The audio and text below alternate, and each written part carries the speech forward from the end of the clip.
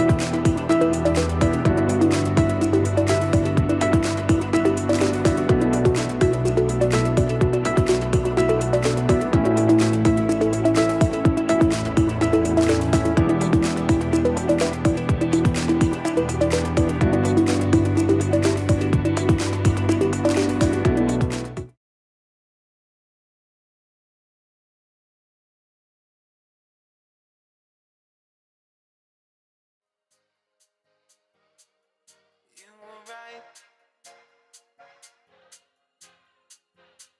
I know I can't get enough of you. Leave it all to bloom. You were right. I know I can't get enough of you. No, the things that I would do under the water. I'm sinking further down, floating on nothing. I'm nothing. Arms are wide open. I'm calling out your name, sitting here waiting. I'm waiting. You were right. I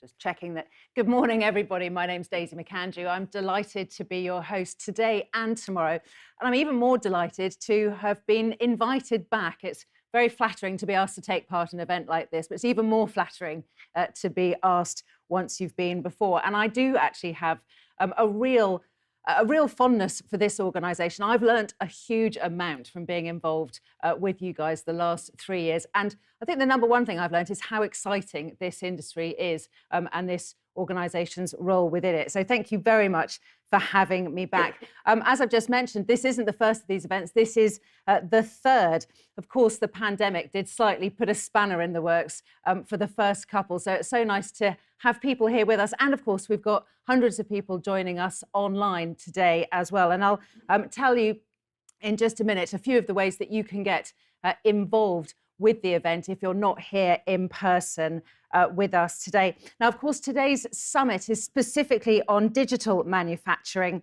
the digital revolution. And so you'll see when we get to the agenda in just a couple of minutes how that has been reflected with the choice of speakers and the choice of debates and panel discussions. But of course, we all know how important this area is now. It is absolutely integral both to this country's prospects and this industry's prospects. We know about artificial intelligence. The government has been talking about that. Just this morning, I was listening on the radio, new plans of how we can be at the forefront of that area. Automation, robotics, such an important issue for this industry, and of course adopting new digitally enabled manufacturing solutions that have sustainability is so important. So a lot of interesting areas that we want to get our teeth stuck into today. I also, of course, want to thank sponsors. We all know that events like today's couldn't happen without the support of sponsors. So I just want to give a shout out both to Lloyds Bank and to the PTC, to Epicor, Atlas, Copco, you can see them on the screen there, and Sim Portal. So just very big thank you for their support. Now let's have a quick look at the agenda that you can expect. You can see it on our screen there, just taking us up to lunchtime. Now, of course, one of the important things we want to emphasise today is this isn't just about people up here on the stage talking to the audience, both in the room and at home, but we want to hear from the audience as well. So there are ways that you can pose your questions or put your point of view to the panellists and to the moderators today. And you do that by going onto the website. If you're here in the audience, there is free Wi-Fi. The Wi-Fi is MTC Guest if you want to log on now. And you have to go onto the website, which is displayed behind me there, nmsummit.co.uk/guide. That'll show you the agenda, the speakers, but most importantly, from my point of view, how you can take part in the conversation. So that will take you to the area that you can submit your questions. You'll see the panellists and those who are moderating looking at the iPad that's up here. And that's how we'll get your questions and put them to the panellists. So do keep the questions coming so we can have that real two-way conversation, because we know that there's a lot of expertise in the audience here and, of course, watching from home or the offices, wherever you happen to be. Just a few housekeeping points I want to let you know about. The conference is being recorded, so if you miss any bits, if you have a meeting you have to duck out, you can catch up on the National Manufacturing Summit website. We're live streaming next door as well, so if you have to leave the auditorium for any reason, take a phone call, whatever, you can keep an eye on what's going on in here from the live stream next door. We do have a fire drill planned for 10:40. Fingers crossed that will happen in the coffee break that is meant to be happening about the same time. So if you hear the fire drill at 10:40, it is just a drill. You don't need to evacuate. If you hear the fire drill at any other time other than 10:40, it's the real thing and we have to go and meet in the car park. But I'm sure that that will not happen. If anybody needs a first aider, do go and ask at reception. And the toilets are outside, left at the staircase. That's all my housekeeping points dealt with. But obviously there are lots of representatives here who can answer any questions throughout the day. Really looking forward to hearing what you've got to say, what our speakers have got to say. And that leads me to our first speaker today. I'm delighted to welcome up here Chris White, who is Director at the MTC. Please give him a warm welcome.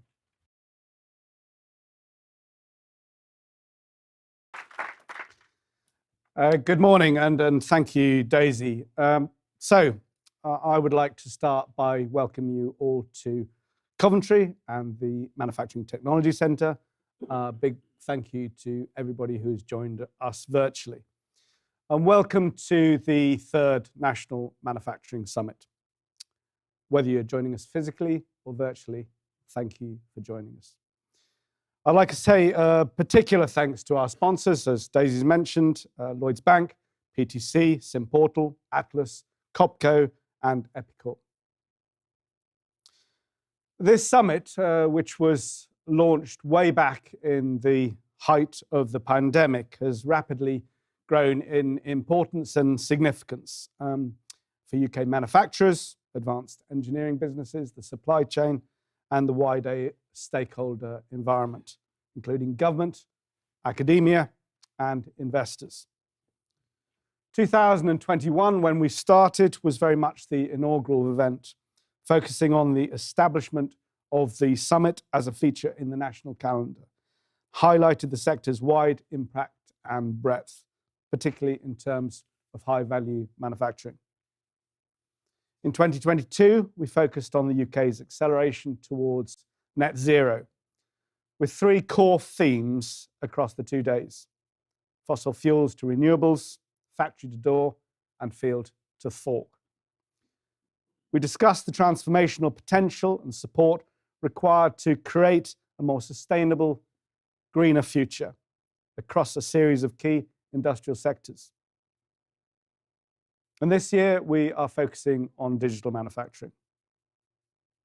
This digital revolution and Industry 4.0 are introducing a multitude of new technologies into the wider industry. Technologies such as additive manufacturing, simulation, artificial intelligence, automation, and robotics. Adopting new digitally enabled manufacturing solutions that have sustainability at their very core will support UK businesses of all sizes in their journey to become more resilient and agile.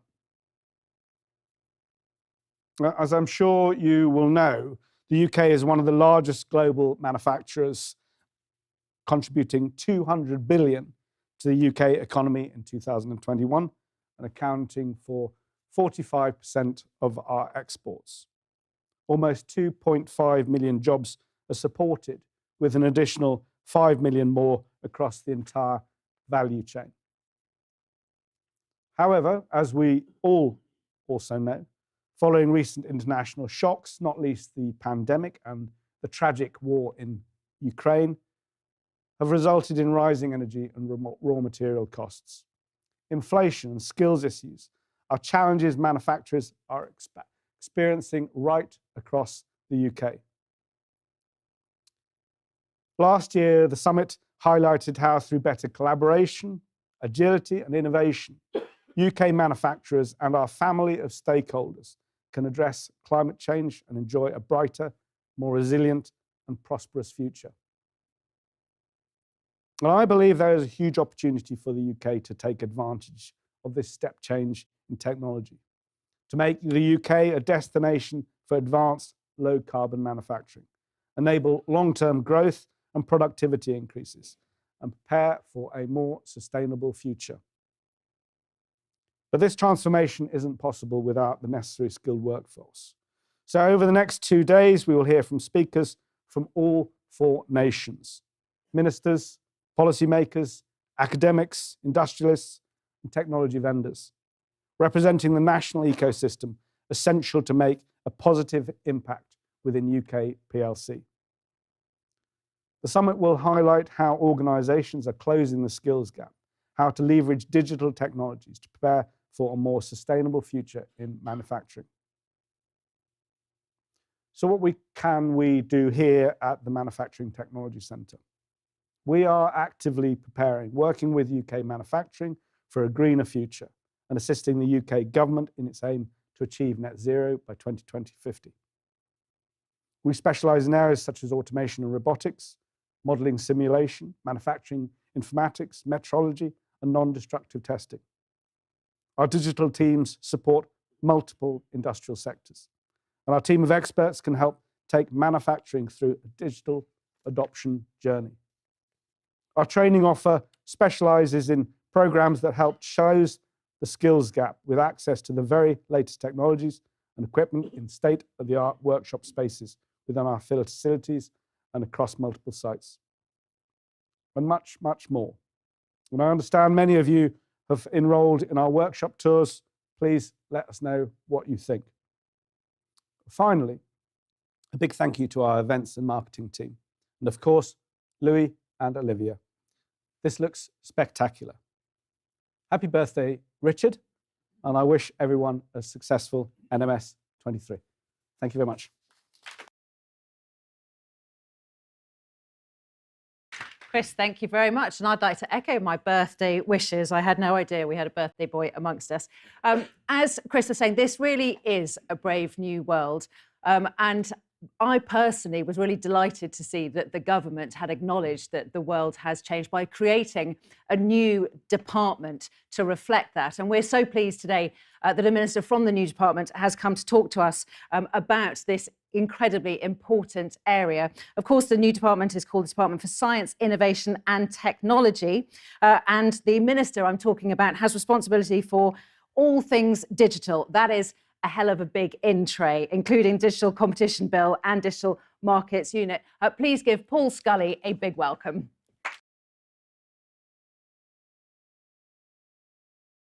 Thank you so much, Daisy. Thanks, Chris. And it's a pleasure to be back here in Coventry at the National Manufacturing Summit. It's my first, my second time here. When I was Aviation Minister briefly, when Nadeem Zahawi was out jabbing the nation, I came and looked at Maggot around the corner and the work that it happens here. And it's really good to have that centre of the cluster that we have here in the Midlands. Now, Coventry itself is a city with a proud manufacturing history. For centuries, Coventry has produced great British exports to the world, be it ribbons, bicycles, cars, and as Minister for London as well, on an additional bit of my inbox, I'm proud to say London black cabs are made just around the corner in LEVC as well, those iconic black cabs. So this is a history of reinvention and reimagination, putting the city right at the heart of every revolution worthy of the name. And today, we currently find ourselves in the face of another revolution as tech promises to transform the way that we work, the things that we make and how we make them. And it's government's task to make sure that our manufacturing sector is set up for the future to bring just as many benefits to British people in Cambridge as in Coventry, Cardiff or Carlisle. And we can only do that by investing in innovation. And so, as you've heard, the Prime Minister created the Department of Science, Innovation and Technology with a clear mission to become a science and technology superpower and to translate that superpower into real advantages for communities right across this country. Because that means faster growth, higher skilled, better paid jobs in an economy that's fit for the future. And that mission starts in places just like this. Now take artificial intelligence. Now that's less of a technology of tomorrow and more of a technology of today.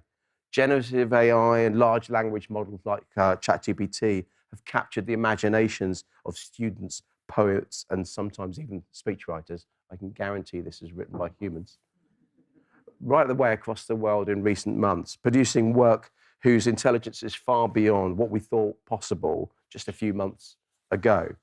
But that's not the end of the AI story. Artificial intelligence is right at the heart of the UK's tech ecosystem. We've got to harness its potential if every element of our economy is to succeed. And so it's only right that we are investing £110 million into AI technology missions through our Science and Technology Framework as one of 5 technologies of tomorrow, alongside quantum, engineering, biology, semiconductors, and future telecoms. And it's only right as well that the government has this month announced the formation of a new foundation model task force that will have its own ring-fenced budget to help the UK to be right at the forefront of developments in this fast-growing space. And we've backed this up with new investments in skills and infrastructure that our AI researchers really need to succeed. That means £117 million in funding for 1,000 new AI PhDs and £900 million for an exascale computing capability, all on top of the £2.4 billion that government has already invested in AI since 2014. And just this week, we're taking measures to ensure that we have the right regulations to encourage, rather than stifle, innovation in AI in the UK, whilst keeping British people safe and ensuring at every stage that tech helps, not harms. So with the right skills, the right infrastructure, and the right investment, Britain can lead the world in AI, and manufacturing must be right at the forefront.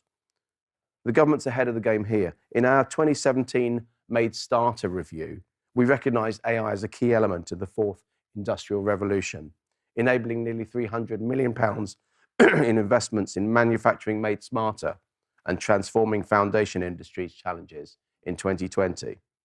But I don't deny that challenges remain. Manufacturing, like other sectors, continues to have a low adoption rate of AI technologies, despite the benefits that they can bring. And we have to do more to ensure that British businesses can access those advantages. And that's why we announced earlier this month that we're making £100 million available via Innovate UK for a programme called Bridge AI, which will bring together innovative AI startups and companies from sectors including manufacturing that stand to benefit from greater AI adoption. And it's not just AI. From robotics and autonomous systems to digital twins and 3D printing, tech can transform productivity across the industry, delivering prosperity, security, and opportunity. In fact, the faster development and adoption of industrial digital technologies could increase UK's national industrial productivity by at least 25%, with the value of £455 billion by 2025. But if we're going to seize that opportunity and to seize it for everyone, we've got to ensure that people have the skills that they need to take part in tomorrow's economy. And that doesn't just mean producing a nation of coders or cryptographers. Digital skills are already essential to the whole of the UK economy, not just to the employees of Google or Microsoft.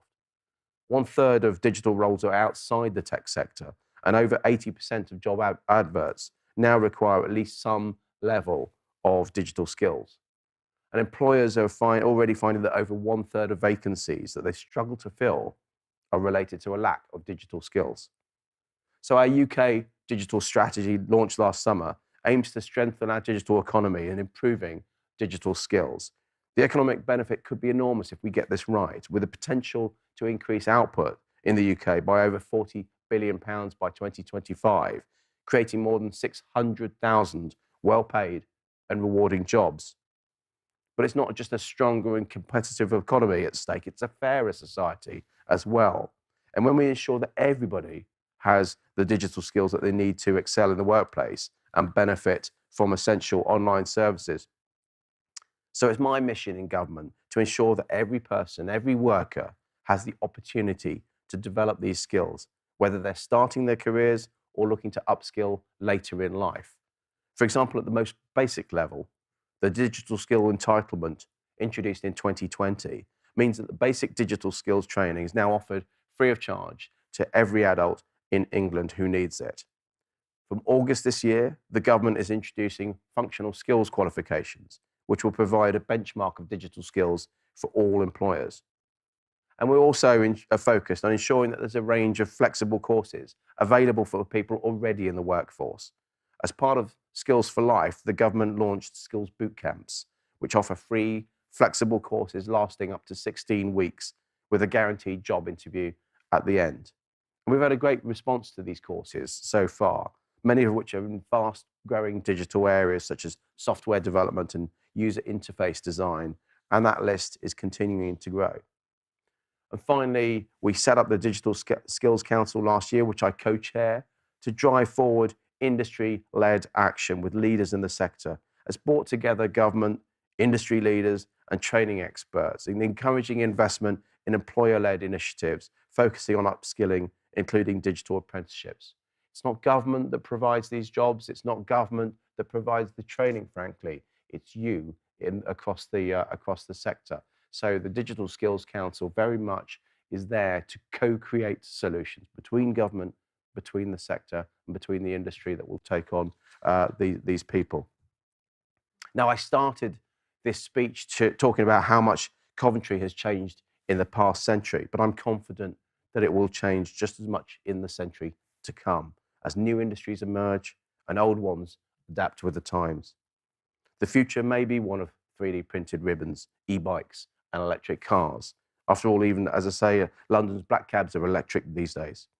But places like Coventry will continue to lead the way, and the people of Coventry will continue to benefit from that leadership, because this government is taking action on the skills, the infrastructure and the investment that our industry needs to succeed, ensuring that we can realise tech's transformative promise in an age when manufacturing matters more than ever.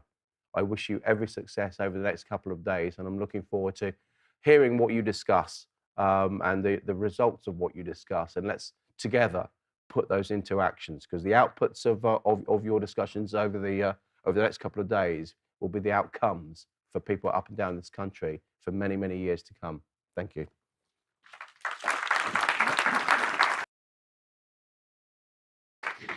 Minister, thank you very much. Now, the Minister does have to leave. He's not flouncing off, as we discussed earlier. He's got a train to catch, but we really, really appreciate his time and coming here in person. You know, again, just want to echo what we were saying this morning, that it's so nice to have people in person rather than just virtually. And I do think that the Minister touched on some incredibly important issues that will become themes over the next few days, particularly what he was talking about at the end there, the skills shortage when it comes to this area. So lots of food for thought to kick us off this morning. Now, of course, I started off by saying a very big thank you to the sponsors, and there isn't a sponsor more important than Lloyds Bank. In fact, the building that we are standing in here, the MTC training building, was pretty much built with the help of Lloyds Bank. Lloyds Bank have provided £1 million a year to support the training of nearly 1,000 apprentices at the MTC. So incredibly important work that they've done supporting this organisation. Please give a very warm welcome to the Managing Director of Commercial Banking at Lloyds Bank, Paul Gordon.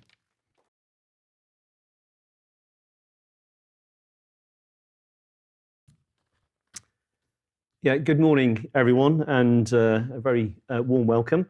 It's my privilege to say a few words, excuse me, on behalf of Lloyds Bank. We are delighted to be sponsoring the event again this year. It's our third year. And as ever, it looks like the organisers have done a fantastic job and put on a really exciting and insightful event.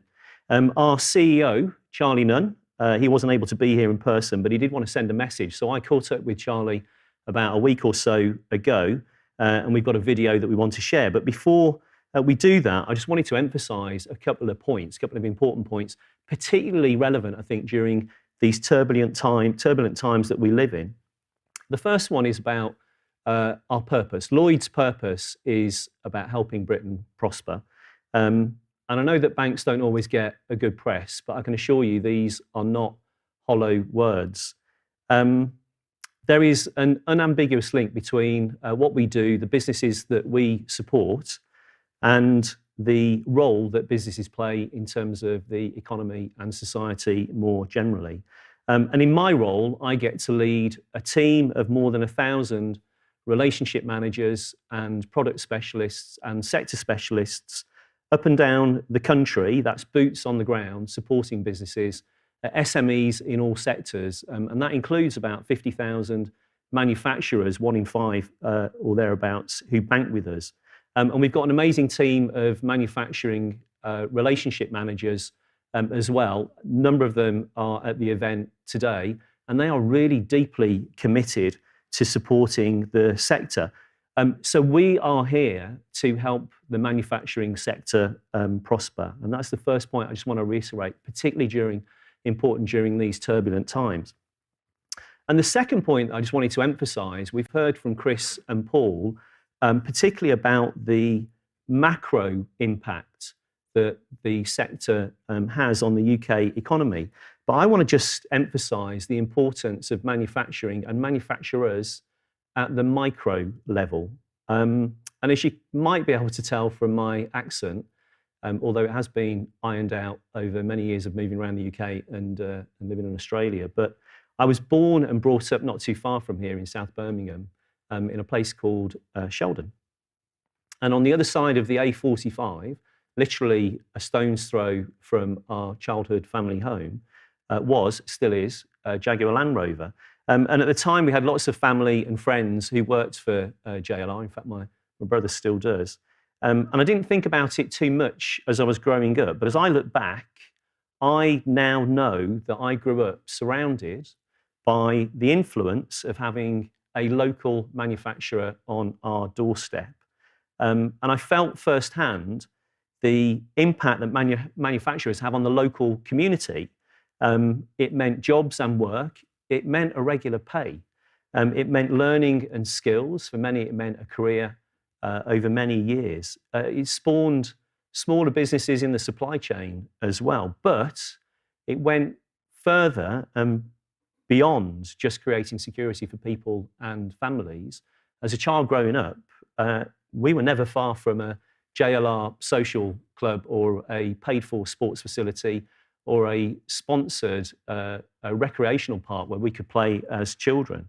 So I just want to reiterate that at both the macro and also the micro level, manufacturers are absolutely critical. And at Lloyds, we're really proud to support the sector. You definitely help Britain prosper. You create jobs and wealth. You create economies. You build skills. You support trade internationally. And you're also an integral part of local communities and the glue that holds societies together. And we're also super proud of our relationship with the MTC and the fantastic work that they do to tackle skills shortage in the sector as well. So look, before I introduce the video, can I just say, look, thank you for the opportunity for being with you today, for being part of this summit, to be able to sponsor the summit. And I look forward to catching up with many of you over the course of the event today. So if we could share the video, please.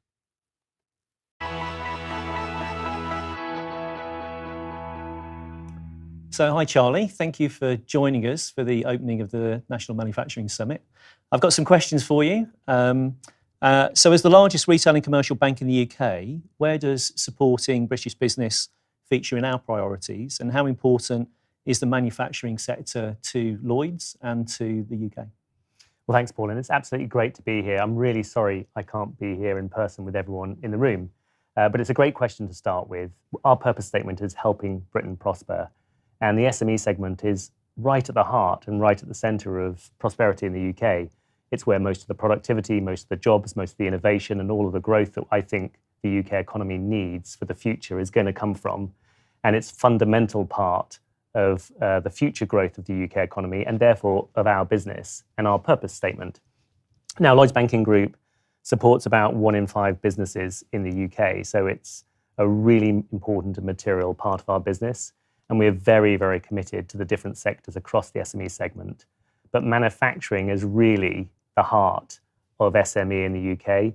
And as you know, it employs about 2.5 million people in the UK directly, almost double that indirectly, 10% of GDP, and again, almost more than double percentage, 20% of GDP when you look at the broader impact that manufacturing has on GDP in the UK context.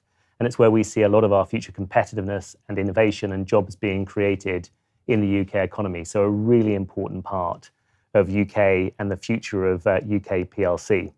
Now, there's lots of challenges, and I know you're right at the centre of that. So maybe you should share some of the challenges you see in the manufacturing sector. Yeah, so I guess the challenges have changed over the course of the last few years with the impact of COVID, with the impact of the Ukraine crisis. Certain things have become more heightened. So the immediate challenges are energy costs and supply chain certainty is really important. We're seeing far more manufacturing businesses nearshoring and just creating more confidence and certainty around their supply chains. Skills and skilled resource is a big challenge. Technology has advanced so much, particularly over the last 20 years or so. The manufacturing sector is adopting technology, AI, robotics, VR, etc. But there's so much more to go in that space. And sustainability is a big and growing challenge for the sector as well. Well, as it is for us as a bank and as one of the largest financiers of UK business as well. Oh, I couldn't agree more around sustainability. And as you know, Paul, we've put the transition to net zero for the UK right at the centre of Lloyds Banking Group strategy.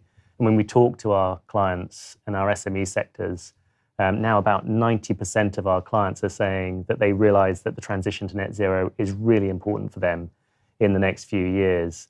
About 10% of SMEs in the UK are saying they're already net zero, but only about 40% have clarity around their own pathways and their own transitions. And obviously it's very complex and it's different for different sectors, overall for SMEs, but especially in the manufacturing sector. And one of the challenges we see for Lloyds Banking Group, and I know is true for all organisations looking at this isn't just our own operations and how do we decarbonise and enable the transition to net zero for our own operations. The supply chains are more complex, so scope 3 emissions, and how we set standards, work with our supply chains to enable the transition, which, by the way, for Lloyds Banking Group is about 85 or 90% of our emissions is through our supply chains rather than our direct operations, and that's true for many businesses, is really where the challenge is in the next few years. And we've committed ourselves as Lloyds Banking Group to really try and help SMEs with those transitions, provide tools and calculators for them to understand where their emissions could be coming from and to think through that pathway and practical steps to start to try and accelerate the transition to net zero. And Charlie, we know the manufacturing sector punches above its weight when it comes to carbon emissions. So there's a real challenge for the sector. And the other big driver of change for the sector I mentioned earlier on was digital as well. So digital is a big factor both in our strategy and also in the way that we're supporting the UK economy as well, both personal and also businesses. So how are you thinking about digital as it relates to UK business and the manufacturing sector? Again, I think you picked on the two biggest themes at the moment for us and for many of our clients, that transition to net zero and digital. And when I talk to SMEs around their digital transitions, it's in a few different ways. The first is for manufacturing businesses looking to access customers and support customers, but also access customers outside of the UK or in parts of the UK they're not operating. How do you build a brilliant digital experience for finding, accessing, and then serving and selling to customers, again, in the UK and all around the world? That's the first opportunity, really, which provides opportunity for growth and thinking differently about distribution for some of the manufacturing clients. Then how do we use digital to make our own operations more efficient, more effective, enable our own employees to operate more effectively, and then start to use some of the new technologies beyond digital to actually transform manufacturing and our supply chains. So the use of AI, the use of 3D printing and starting to bring manufacturing offshore, back onshore, where it's more cost effective. There's a huge opportunity to use digital and then these modern technologies to really, as you said, make our service and our experience more relevant to our customers, grow our business, but also improve the efficiency of our operations. And done well, it also drives sustainability or the transition to net zero. So for us, it's a big part of our operation. As you know, we've been very committed as a group, Lloyds Banking Group, to try and help our clients. And we've invested a lot in digital skills and training and supporting our SME clients on that transition. But every business is different and every business is going to have to work out their own path around their digital transition as well. And that's a great lead, Charlie, because over the next couple of days, we've got the opportunity to bring technology experts and manufacturing experts together to have a conversation about how do we leapfrog UK manufacturing so that it gets back to its kind of global competitive position. That's great to hear that we're doing that. And what's exciting for me in that context is the UK is a leader in a number of these technologies. And when you look at the work we do in universities, some of the SMEs we have around some of the core technologies that are really going to enable us to turbocharge our manufacturing sector. And then the discussions I'm having with governments at both the Westminster and local authority level, and within financial services groups, including Lloyds Banking Group, we're really committed to trying to work out how do we build these ecosystems around these technologies, and then how do we bring financing to enable SMEs to really take advantage of them going forward. So it's really exciting to hear that's what's going to be happening in the next couple of days. For Lloyds Banking Group, and then for many of our SME clients, that'll then bring us back to the topic of skills. And you said it right up front. Finding the kind of people that can work brilliantly around some of the engineering, data, and analytics skills that will really be the underpin for some of these technologies, is where we've got a real challenge in the UK, and we need to invest in those areas.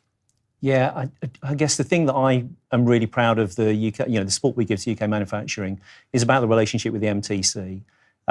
We know that manufacturing accounts for, I talked about punching above its weight earlier on, but it accounts for a significantly higher proportion of exports and research and development and skills, skills quality and of higher wages as well. So skills is really important to us. And our relationship with the MTC is at the core of that. So how are you feeling about the fact that we've just renewed our relationship with the MTC for another 5 years? Yes, as you say, I'm really proud of our relationship with the MTC.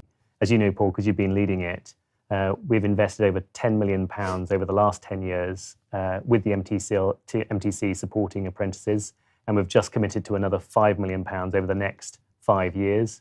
And there's over 3,200 apprenticeships that have gone through the programme in that period of time. So it's a really important role for Lloyds Banking Group to support apprenticeships with our clients. And it's great to have the commitment for the next 5 years. Yeah, we're really excited about it. I don't know if you know, Charlie, but Clive Hickman, who's been leading the MTC, actually he's about to step down as the CEO and take up a chairman role. But it all started in 2010 with Clive and a porter cabin and a predecessor of mine, actually, and Clive had the vision and we gave Clive the backing, and now look at it, it's a fantastic story and we're really proud to be part of it as well. And we're looking forward to working with Graham Hoare, who takes over as the CEO going forward from the 1st of April. Still plenty more to come in that relationship for the MTC and for Lloyds Banking Group. So Charlie, thank you for joining us today. Really appreciate you spending the time with us. And we're looking forward to the next couple of days for the summit. Thank you so much. I really hope the event goes well over the next 2 days. Thank you.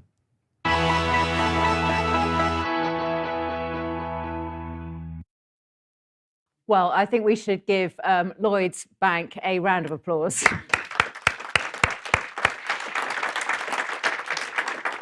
And of course, a big thank you to Paul for doing that film and to Charlie. And I think we can all do the maths. £15 million is not to be sniffed at as a sign of their support. So I know that it's really appreciated. And I didn't know that Graham was taking over on April Fool's Day. I'm sure that there's nothing to be read into that. Now, of course, a lot of what was discussed in that conversation, a lot of what the Minister said earlier today is incredibly relevant to our next session, because all those issues, the place that manufacturing has within our exports, within the GDP of this country, is very, very reliant upon the level of productivity. The level of productivity is incredibly reliant on finding the skills to be productive and to be as productive as possible. And I think some of the topics that came up in that chat, the nearshoring, the supply chain, sustainability, skills, all wrap into that one bundle that we're going to hear about now, because our next session is called Driving Productivity with Digital. What role does digital have to try to drive our productivity? I'm delighted to say that Ernst & Young partner Alison Clark is going to talk us through that issue. Please give her a warm welcome.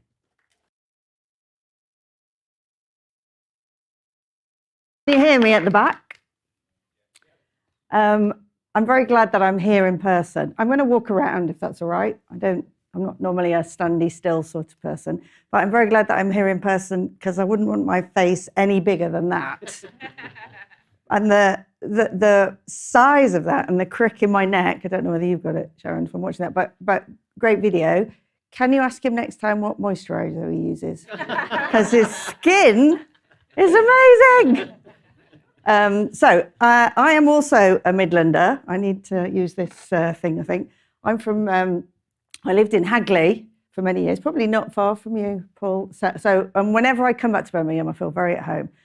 Sorry, I'm in Cov. But whenever I come back to the Midlands, I feel very at home. And my accent comes out. The rest of the time, nobody knows where I'm from, but you suddenly get here and it starts to sound exactly where you're from. Does anybody know what the name Coventry, where it comes from? You can't really see because there's a blinding light coming from that corner.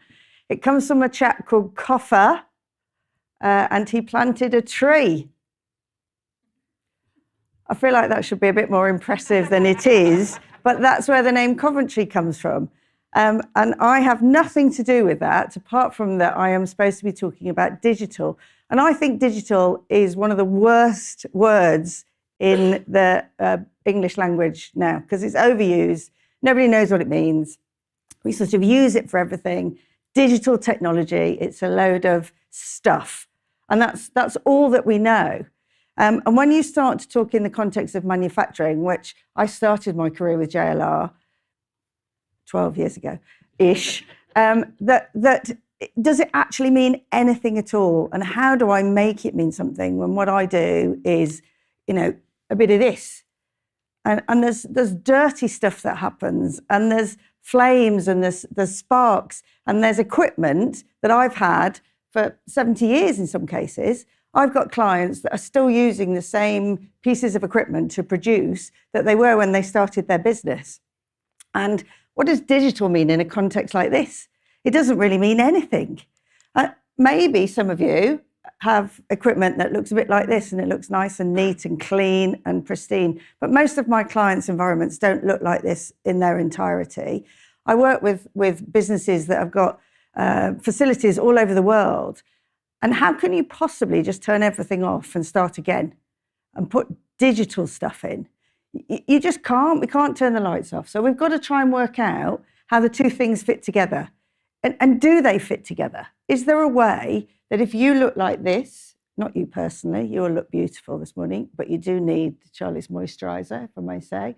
If it does look like this, then what does that mean for digital and us? And what does it mean for productivity? When actually what I need to make sure is that someone knows how to use this, who isn't retiring and taking all that knowledge with them. And someone who knows how to use this, because I don't know what this is. But how does it work in the context of a business that is complex and is producing things that in some cases, Daisy, I don't know whether you're listening to Radio 4, the same programme, I'm of that age, but I was listening this morning and there was a chap from a Solihull rivets manufacturer, and they're the only people in the world that make this particular thing now. And their energy bill has gone from £5,000 to £16,000 a month. And what he said was that's 4 employees. 4 employees that I can have instead of paying my energy bill. And there was no alternative. That is what's happening. So what does this mean anything? Do your businesses look like this? Do you have holograms welcoming people into the reception, or do you have real people? Because I don't know many that look like this. But that isn't really real. I've got a client who is getting ready to build a new facility, and they were brainstorming what digital might mean, what Factory 4.0 might really mean. And some clever so-and-so said, we need some drones. That's what we need. We need drones. And I said, what are the drones going to do? I don't care. But everybody's talking about drones. Amazon have got drones in their warehouse. And their new facility is a brownfield facility. And I said, I won't say his name because you might know him. How high are the ceilings in this facility? He said, I don't know, about 10 foot, 12 foot maybe. Are you going to get a drone in there? It just doesn't make sense. And the disconnect between some of the general rhetoric around digital and AI and all of this stuff that nobody really knows, the key word, and somebody did say this morning, in my mind, is adoption. How do I get it to work? How do I get people to use it? And how do I get it to mean something in my business? I'll just terrify you for a moment by the fact that people talk about digital transformation. And again, I try not to use that because I think it's a load of nonsense. What we really want is stuff that works. We want stuff that makes us more productive, more competitive, more efficient, and most importantly, that people want to come and work with us and for us. Because if we don't have people, AI is not going to step in and fill all of those roles. It just isn't. And I know we talk about AI being something of the future, but it's here now and it's been here for years. We just need to know how to use it and what it does for us in the context of a traditional heritage industry. So, lot of money is going to be spent on digital stuff. What that must mean is some clever people think it's good and that it will actually help us. They're not telling us how to spend it, and they're not telling us what it will give us. We've got to work that out for ourselves. There's a load of stuff going on. There's always a load of stuff going on, but it's harder than ever at the moment.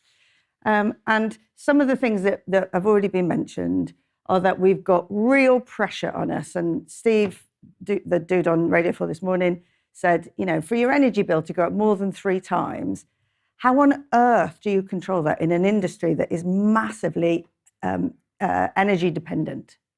How do we look at that, and how can we offset that?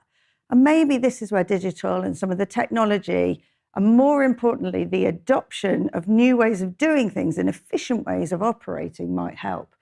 But technology changes faster than any of us can keep up with. I've been working in technology and digital particularly for nearly 30 years. And you just can't have it all. You'll have people, as I do, coming to you every week saying, oh, you need a bit of AI, or you need a bit of ML, or you need a bit of RPA, or you need... I don't know what any of that means. What I need to know is, what will it do for me?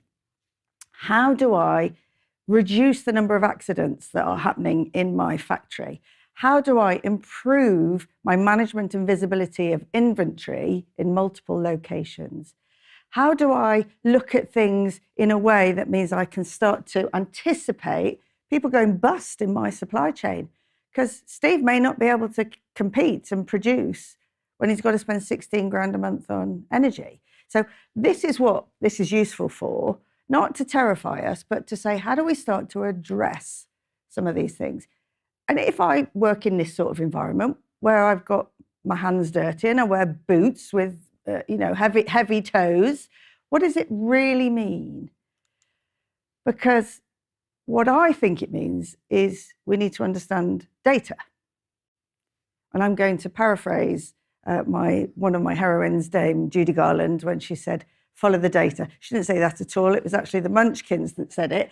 But the idea is that if you can find the data that relates to a problem, you can understand the problem better and you can be informed. Now, data doesn't always mean this stuff.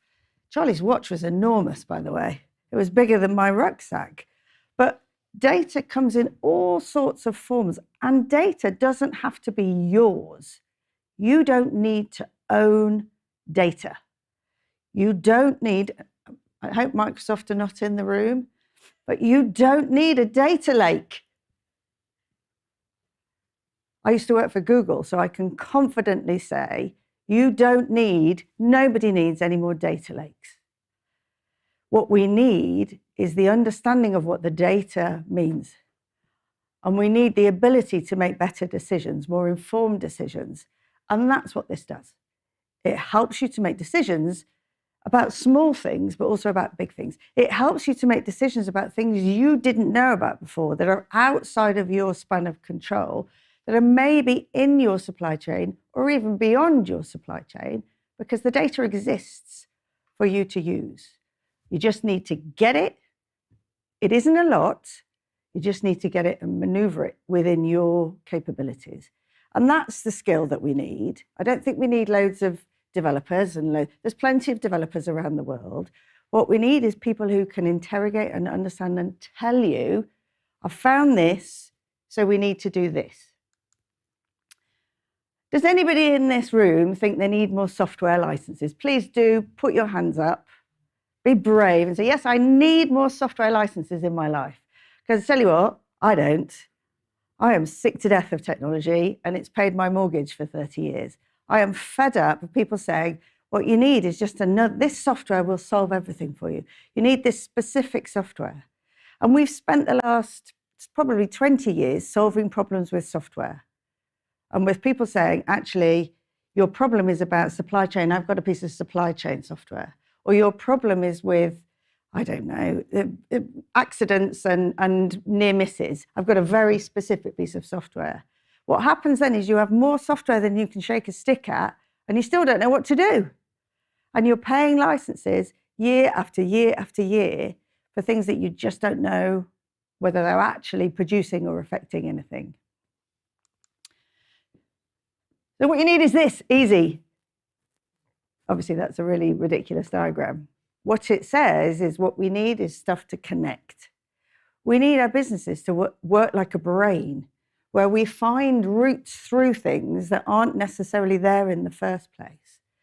So because we've already all got a lot of these things around the edge, you've got loads of systems, you've got ERP, you've got payroll, you've got God knows what else, you've got systems in your manufacturing facilities. Some of the companies' names that have been mentioned already that I work with, they've got systems that have been there for 15 years, are out of support. Nobody knows who runs them. Nobody knows where they came from. But they're still there, and we daren't unplug them in case they do something critical. So what we need to do is follow the data. I might turn that into a song that I ask everybody to join in later.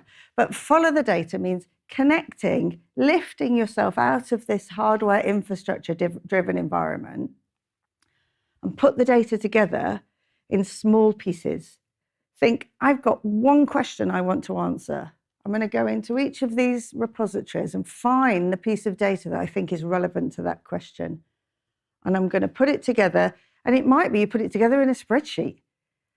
I'm not a massive fan of spreadsheets, something else to hate Microsoft for, but they are useful because what we want to do is get the data and the understanding and the insight, not just more systems that we then just have to support, have to maintain, and have to pay for. So what we need is more, what do I need to do? But most importantly, why do I need to do it?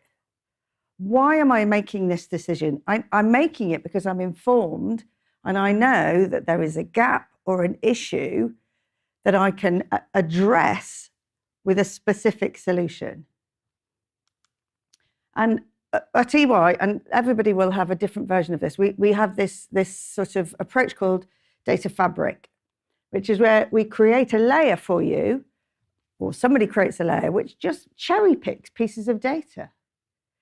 If you have a data lake or a data repository, do you know roughly how much of that data you use or you value? It's sort of in the region of about 10%. So only about 10% of that data is useful to you as a business. So what happens to the other 90%? Well, you pay to store it, you pay to clean it, you pay for somebody to host it for you, and it sits there repeatedly getting bigger and bigger. So that cost becomes quite a lot and quite expensive, and it isn't driving any value to you. The bit that you take off the top and say, I have this problem that I think is affecting my productivity. I don't think at the end of the month, my monthly billing is 100% accurate. Can I pick some pieces of the data and put it together and say yes or no? We want to go back to binary where we can say this is right, this is wrong, and try and move away a little bit from the shades of grey. So what this does is allow you to create this much smaller centre of trusted data, of stuff that is really valuable to you. And I've got a couple of examples that I'm going to talk to you about that make this really in our context. Because we can talk about all this stuff. We can talk about social media listening. I don't want to listen to any more social media as long as I live. And I really don't want to listen to my daughter listening to social media either. What I want to know is what of this stuff that everybody talks about, AI, blockchain, Internet of Things, machine learning, I want to know what I do with that and where I do it in order to get an outcome. I don't need it just for the sake of it.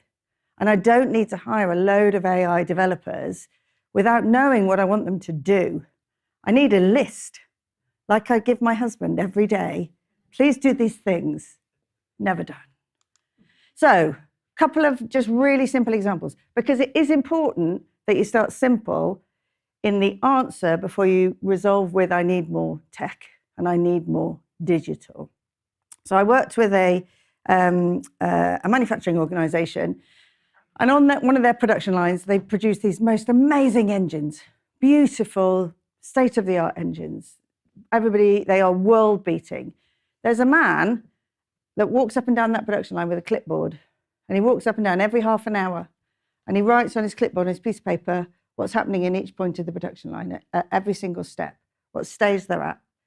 And then he goes back to his little office and he fills it into an Excel spreadsheet. And then he emails it to 400 people around the world. So this is the state of play. These are the engines that are at the end. These are at the beginning. These are missing.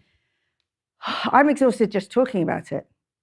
What we did was just give him an iPad. Well, it actually wasn't an iPad. It was a Microsoft device. But we gave him a device that he then filled out something that was automatically uploaded.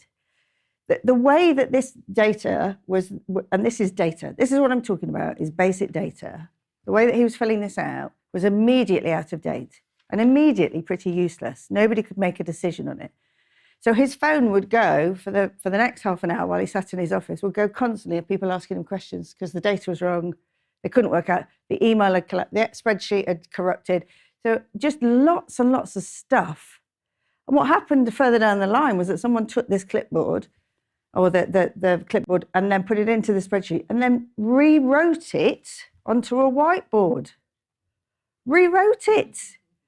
So what we did was we said, why don't you buy a couple of screens, put them in everybody's office that wants to see this. Dude can fill out his iPad instead of his clipboard and it's there. And he then was able to do the walk down 3 times every half an hour. Now, that isn't drones, but that is progress. Because what it did was mean that the data was much more accurate and much more readily available. And what this particular company had was 3 massive stands that cost them 2 million quid a year to hire. And one of them was always in reserve because these engines, big as this room, big as Charlie Nunn's face, sorry, I probably shouldn't say that, but big, they're big. And you have to have a specialist stand to put them on. And they never knew when the engines were coming off. So they had to hire them, 3 of them per year. What this did was make them realise by looking at the data, they only needed 2 at most.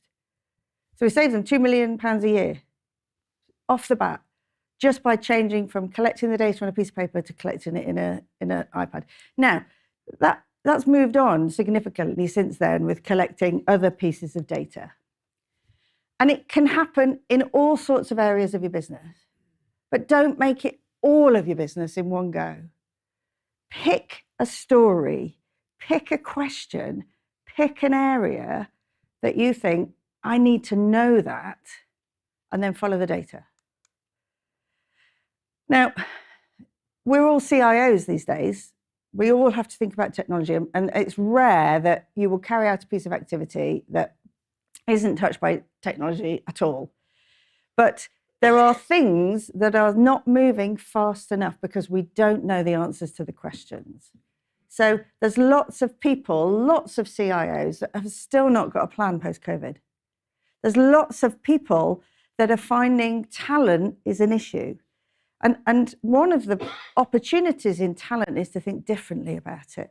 I mean, I often, if I talk to manufacturing organisations, start with the fact that I'm a girl, because there just aren't that many women in manufacturing in an industry, and we've got to attract them. Girls don't want to do STEM subjects at school. I've got a 14-year-old who wants to do GCSE in holding baby animals. I mean, is that a thing? But there are real pressures on us to know more. And it's the data that will tell us that, not the technology. So if you think about data as a core asset within your business, but use it as if you are counting the change in your wallet, limit it to that size and say, I've only got to have 8 pieces of data. I've only got, £1.72.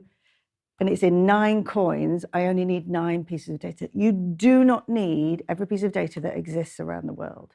But if you start to put data at the center of your business to answer your questions, then you will start to be empowered, emboldened, and that's where digital really starts to play a part in what you do. The end. Thank you very much.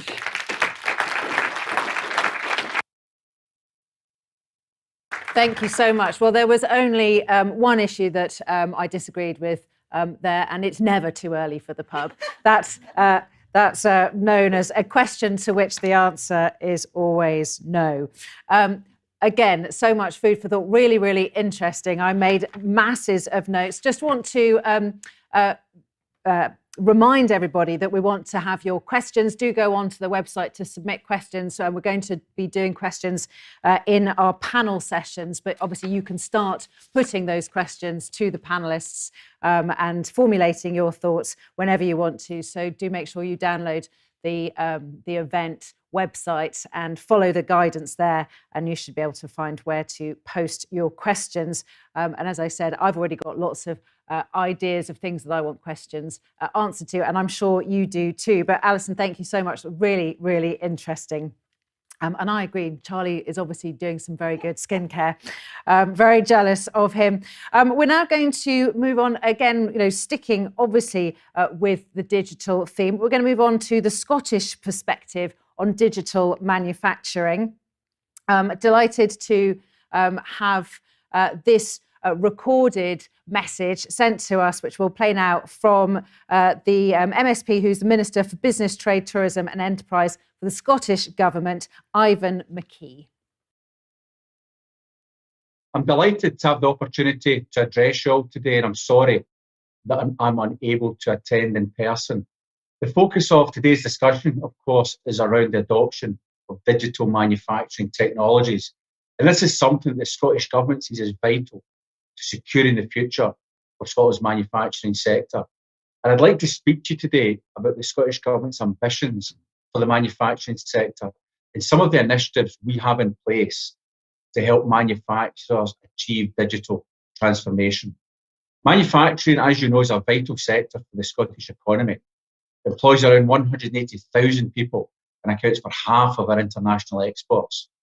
Manufacturing is key to the delivery of our national strategy for economic transformation, especially in opening new markets and increasing productivity. We've worked closely with industry through our Making Scotland's Future programme, which includes a workstream dedicated to encouraging digital transformation. And thanks to significant Scottish Government investment, there's strong support infrastructure for manufacturers in Scotland. We've invested £75 million in the National Manufacturing Institute Scotland, NMIS. And NMIS is delivering for customers now and helping to support manufacturers as they face a range of current problems. NMIS includes a digital factory, a place to research and develop the next generation of manufacturing technologies to help solve future engineering challenges.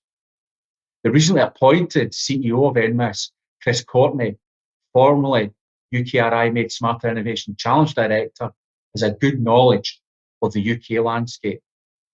The flagship NMIS HQ building, which incorporates state-of-the-art facilities, is now undergoing the final kit-out and is scheduled to formally open in the summer of this year.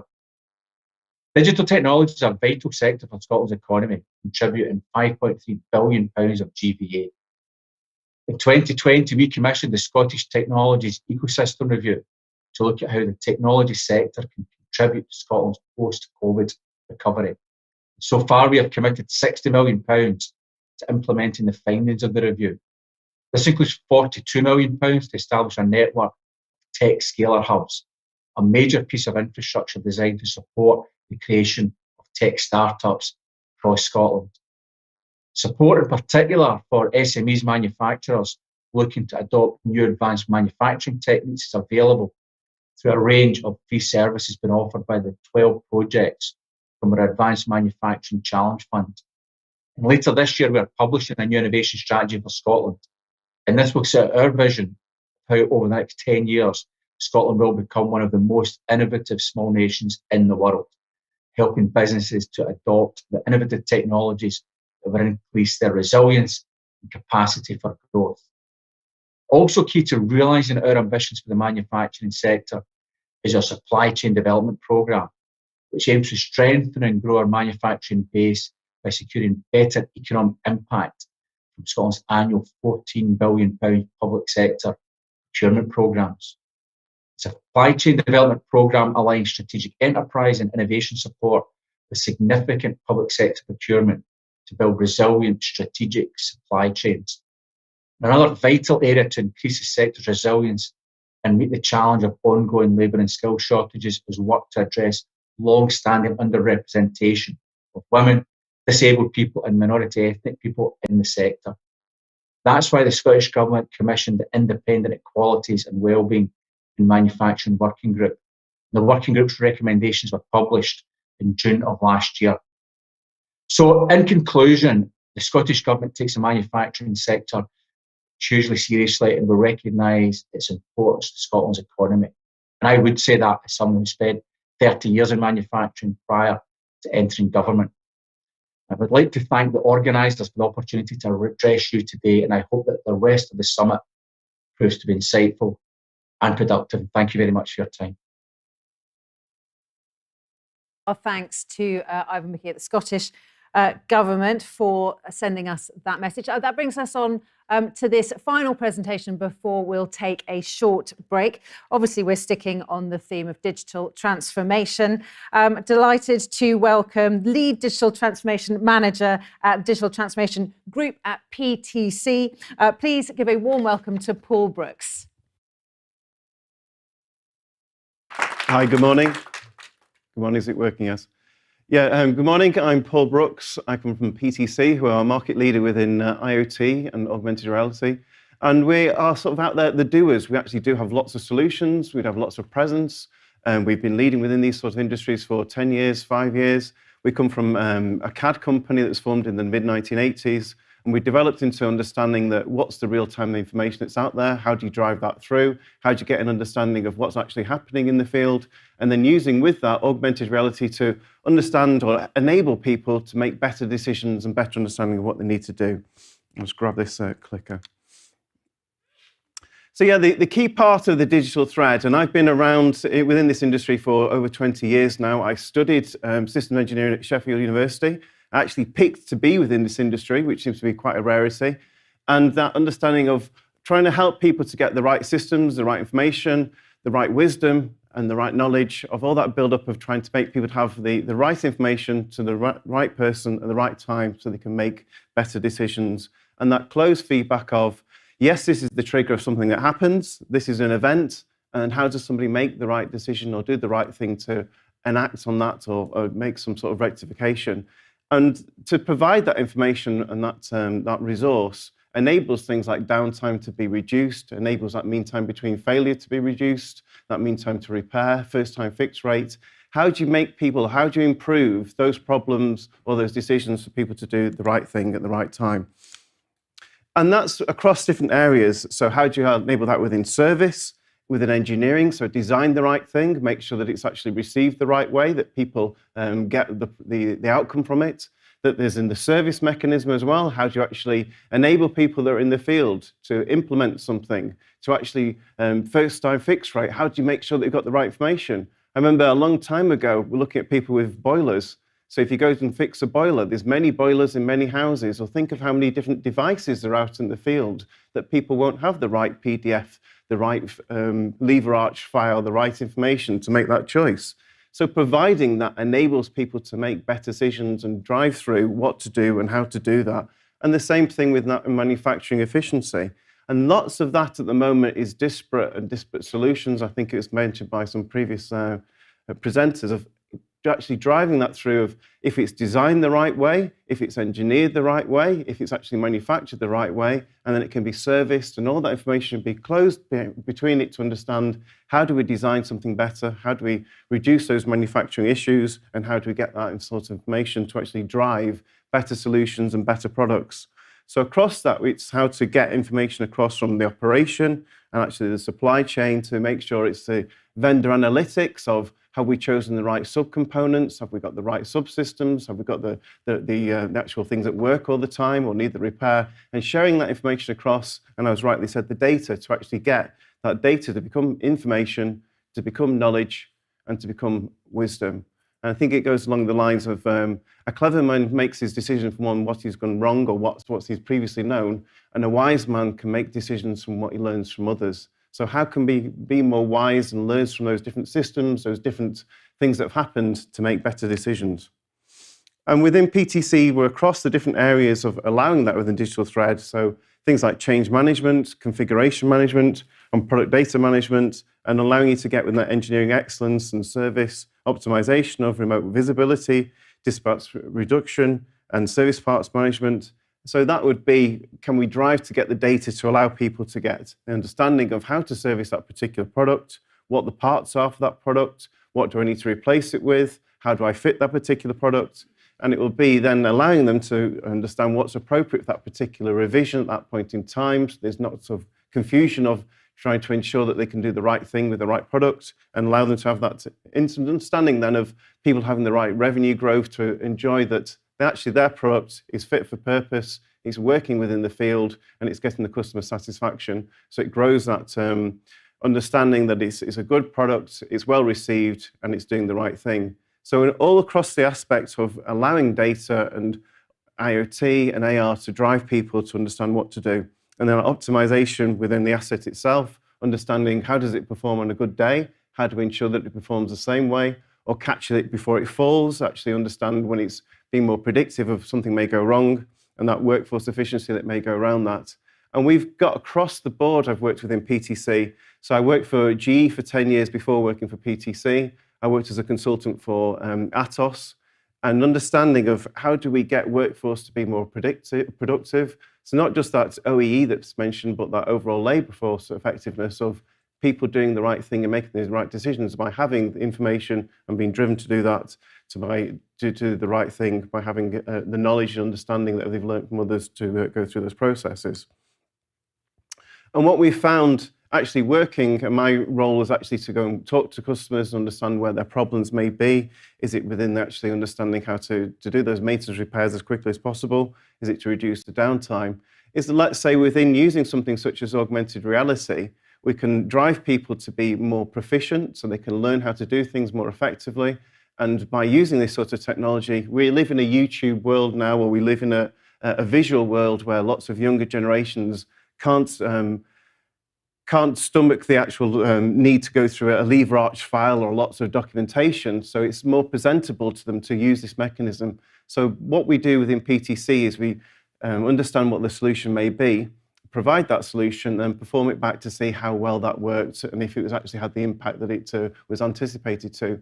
So these sorts of numbers that we come up from in our analysis here are actually from real world scenarios. We've provided that solution to work with the customer themselves. So that reduction in things such as downtime and training is because we've worked and understood that people using this technology can be more proficient, can actually get up to speed quicker, and then to provide their skills and engineering and role to the production floor or out to service faster by using better knowledge and better instruction.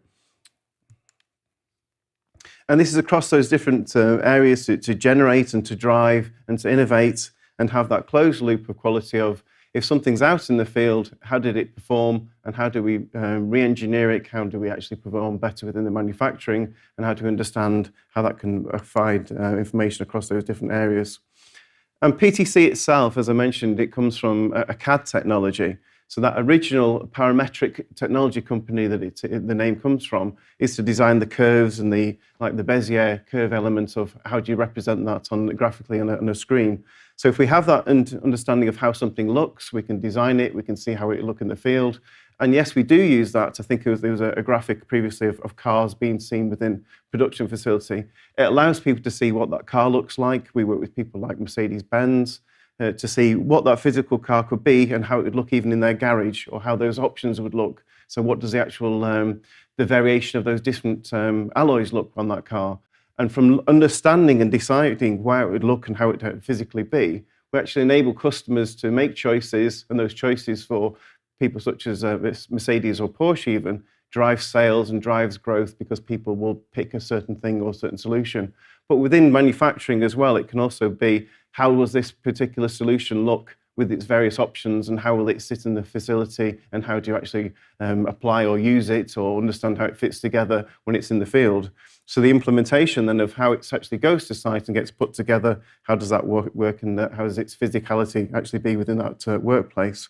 So that managing of this also is, as you produce these things, how do you ensure that you've got the latest implementation of it, the latest revision, and the latest understanding of when somebody needs to go and fix that lift or an escalator or even a medical device that's in the field, how to ensure that they've got the most recent understanding of this is the instruction how to fix that medical device. I've got the latest amount of information. I'll do it in the least amount of time possible, so that first time fix rate, and get that product back up and working as quickly as possible. So something such as a hospital can keep their uptime as good as possible, and those end patients and the people that need those facilities, need that for health reasons, get that information and get that drive to reduce that downtime.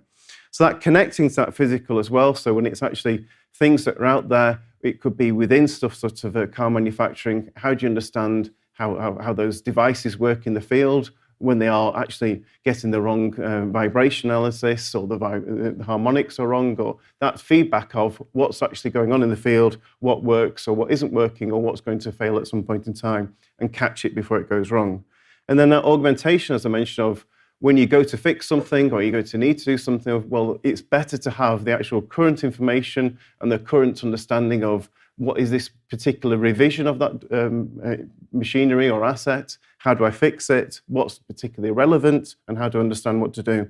And that sustainment of servicing it the right way and having the right information to drive it with it. So across that is down to then manufacturing, the product itself. How do we make sure that it's got the right management of it, the actual collaboration with suppliers to get the drive of what's available, when it's available, is it globally that you actually get your products from, is it locally, to ensure that you have the sustainability with it, and then the service of it to make sure it's the right bill of materials. All these different elements drive to understand how you get the optimization within the factory itself, so that manufacturing execution. So MES or MOM of understanding the performance, how do we replicate that day on different scale, and then the field operations as well, to drive the customer to have the right information to understand what they may do or how they may rectify it or put the things together to do a certain solution. So as a greater aspect of what we're trying to help with are reduce costs or improve revenue, get more product out the door, and enable people to make better decisions to sweat their assets, get the most out of their actual production lines or the facilities or things that are in the field. So that physical asset that's out, can you actually ensure that it's used as much as possible, or that people buy more? That quality and response to ensure that people will continuously think that it's the best product. We work, as I mentioned, with people like Mercedes. They want to have that feedback within something called JD Power to make sure that they're at the top of that review rating. So to get that satisfaction or that customer expectation that the actual product has all these various high-level design and quality and digital aspect to it, can we provide more data, more understanding, better customer experience? But that experience also means that they get less time within repair, and they also would be less time within the service area, or less time not being able to use their car. So the more understanding of how that should perform, how it actually is performing, and how to control and make sure the quality is good by solving problems as quickly as possible, and enables companies to have a better relationship with our customers and drive that quality feedback. And then the time to market as well, by making things more agile, by understanding how things should look. Are they acceptable as in the design stage? So we work with customers to actually enable them to visualize how it could look within a factory, how their product could actually work in the field, how it could look within somebody's garage even, as I mentioned. And also we even work with Lego.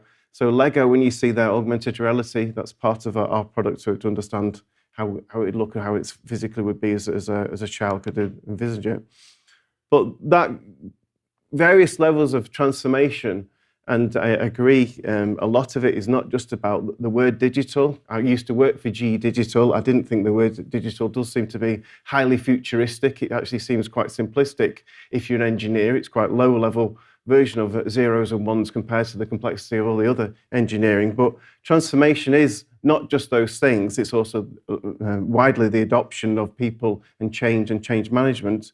But it drives towards being more compliant, or being greener, so less emissions, making smarter choices, being faster that you can actually produce things, reduce that cycle time, reduce the time to market, have a better return on capital, be more cloud or cloudier. I don't know if I like that word, but yeah, actually get things from being less physical servers and presence on certain premises, so you can manage that as an ongoing cost as an OpEx.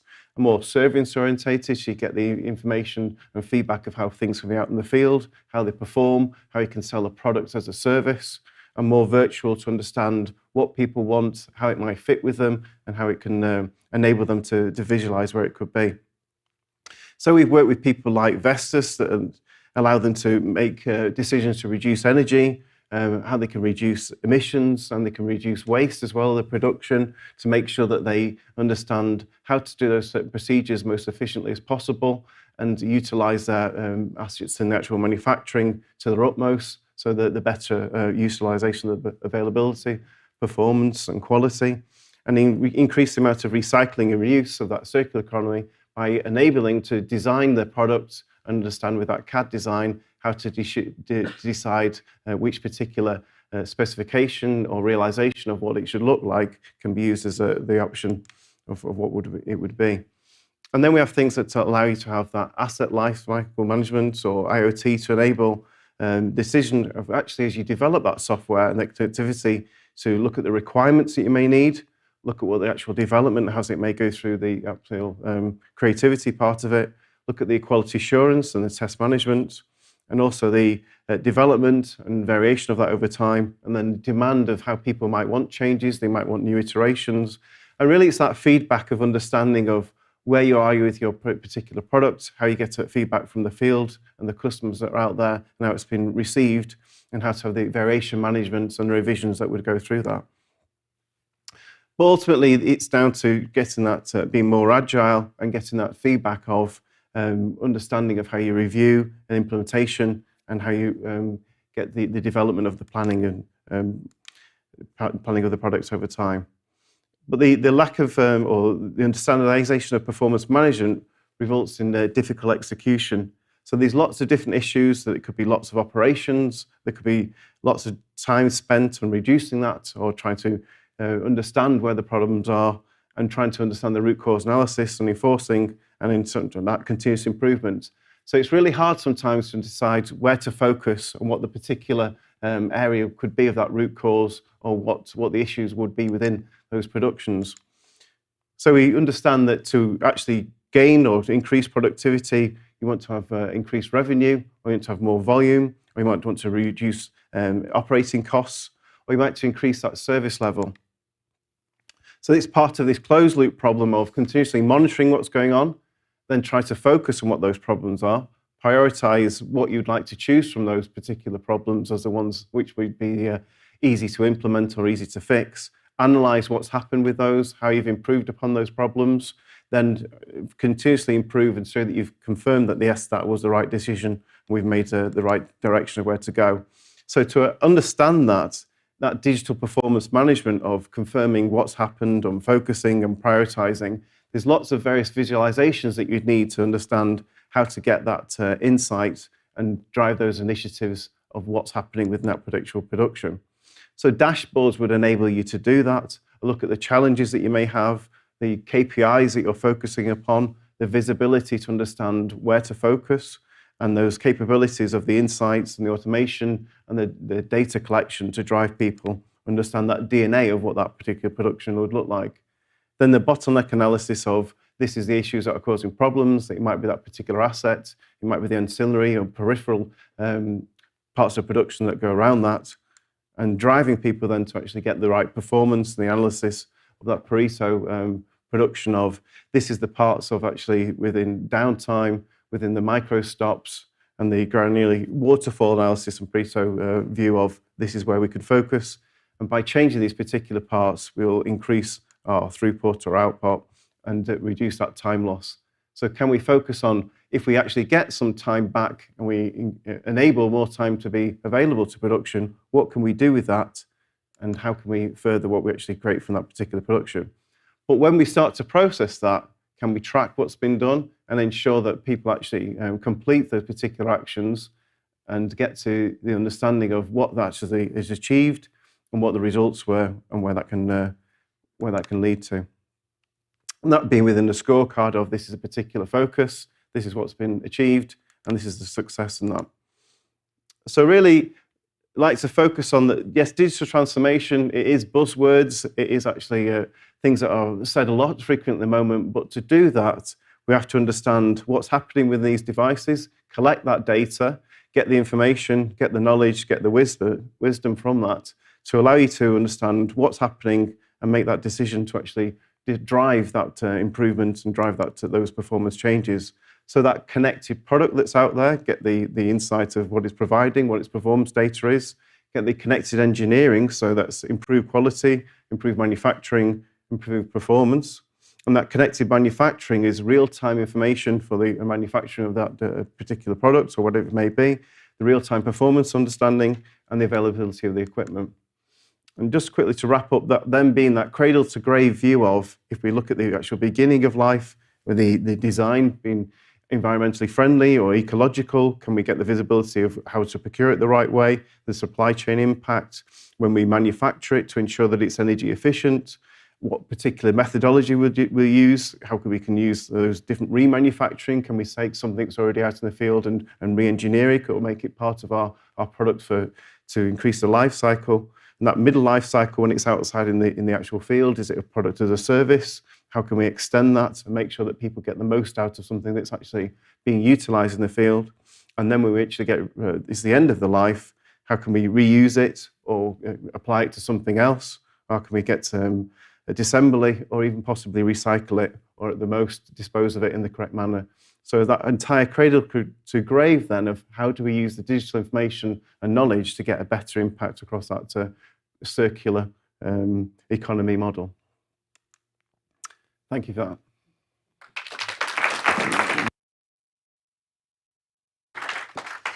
Well, Paul, thank you very much. A lot of information there for us all to digest. Really, really interesting.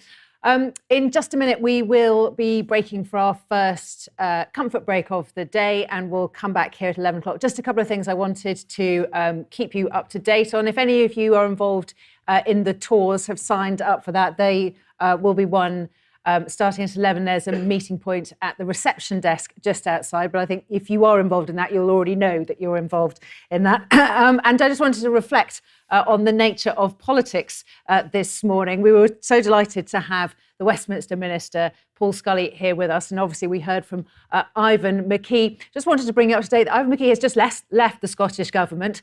It does give you an idea of how fast things turn around. It might not have escaped your knowledge that, or your observation that he was Kate Forbes' campaign manager. So I think that is probably connected to why the new First Minister offered him apparently this morning in his reshuffle a similar role as in charge of business, but with less power and authority. And Mr. McKee turned it down, saying it was ridiculous as the only member of the Scottish Government with any direct business experience that his wings were being clipped in this way. And so he has left. So I think that video we had from him has now become something of a collector's item, as I think his last official duty in his role. So I just wanted to bring you up to date on that and reflect that hopefully business is more secure than politics and manufacturing, certainly. Ladies and gentlemen, thank you so much. We'll come back at 11 o'clock with a panel session. And that is where we're really looking forward to your questions. So don't forget to start sending some of those questions via the website. See you back at 11.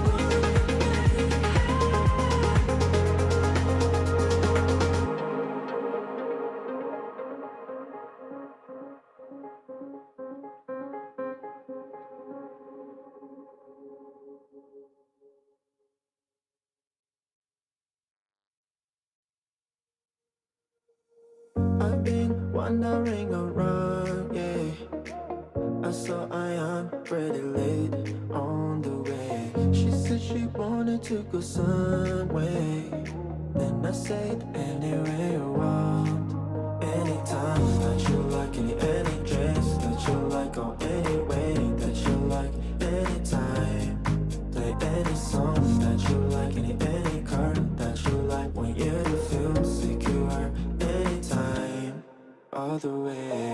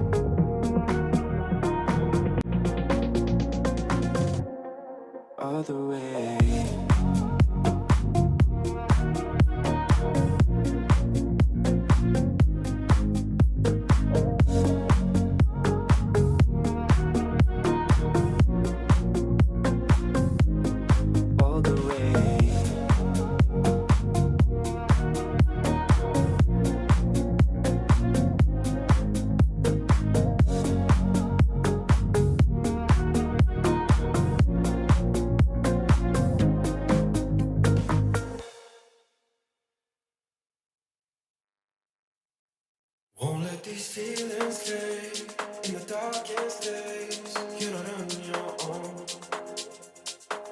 Under these crashing waves, I can keep you safe through a thunderstorm. You know this midnight drive through this purple sky is a lonely one. When the angels cry and my heart decide that is what I want.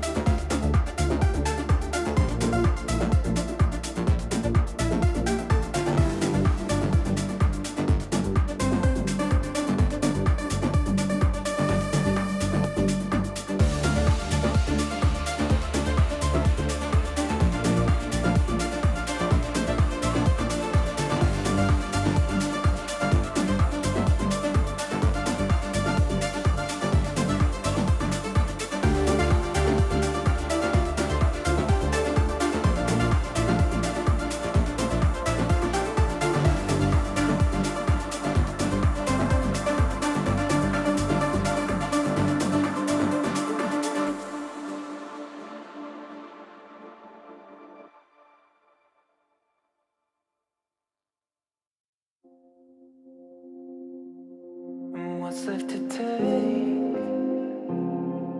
Just say what you say, I'm better at listening. The deed is done. Am I meant to break so you can go? Are you happy now that you respect?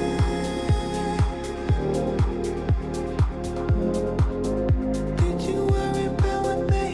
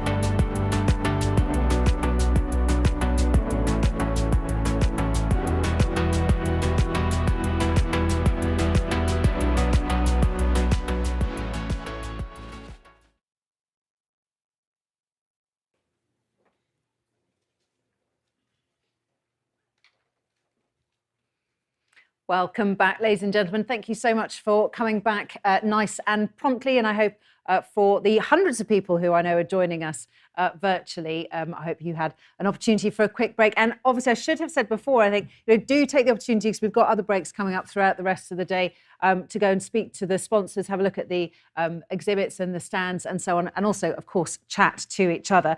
Now, I've not got much to do in the next session because I'm handing over to Lena Huertas. Now, Lena used to work at the MTC herself for many years and has now moved on to Microsoft, so couldn't be a more perfect person to embody both this organisation and the outside digital world. She's going to give us a presentation, and then she's then going to host a panel session. And of course, this is where we are asking something of the audience, both here in the room, in the auditorium, and our virtual audience that do send questions in. We've had a look at what's come in, lots of really good questions and points, but keep them coming over the next 20 minutes or so. And Lena will put some of those, as many of those questions as she can, to her panel. But before she introduces her panel, she's going to give us her own presentation. Please give her a very warm welcome.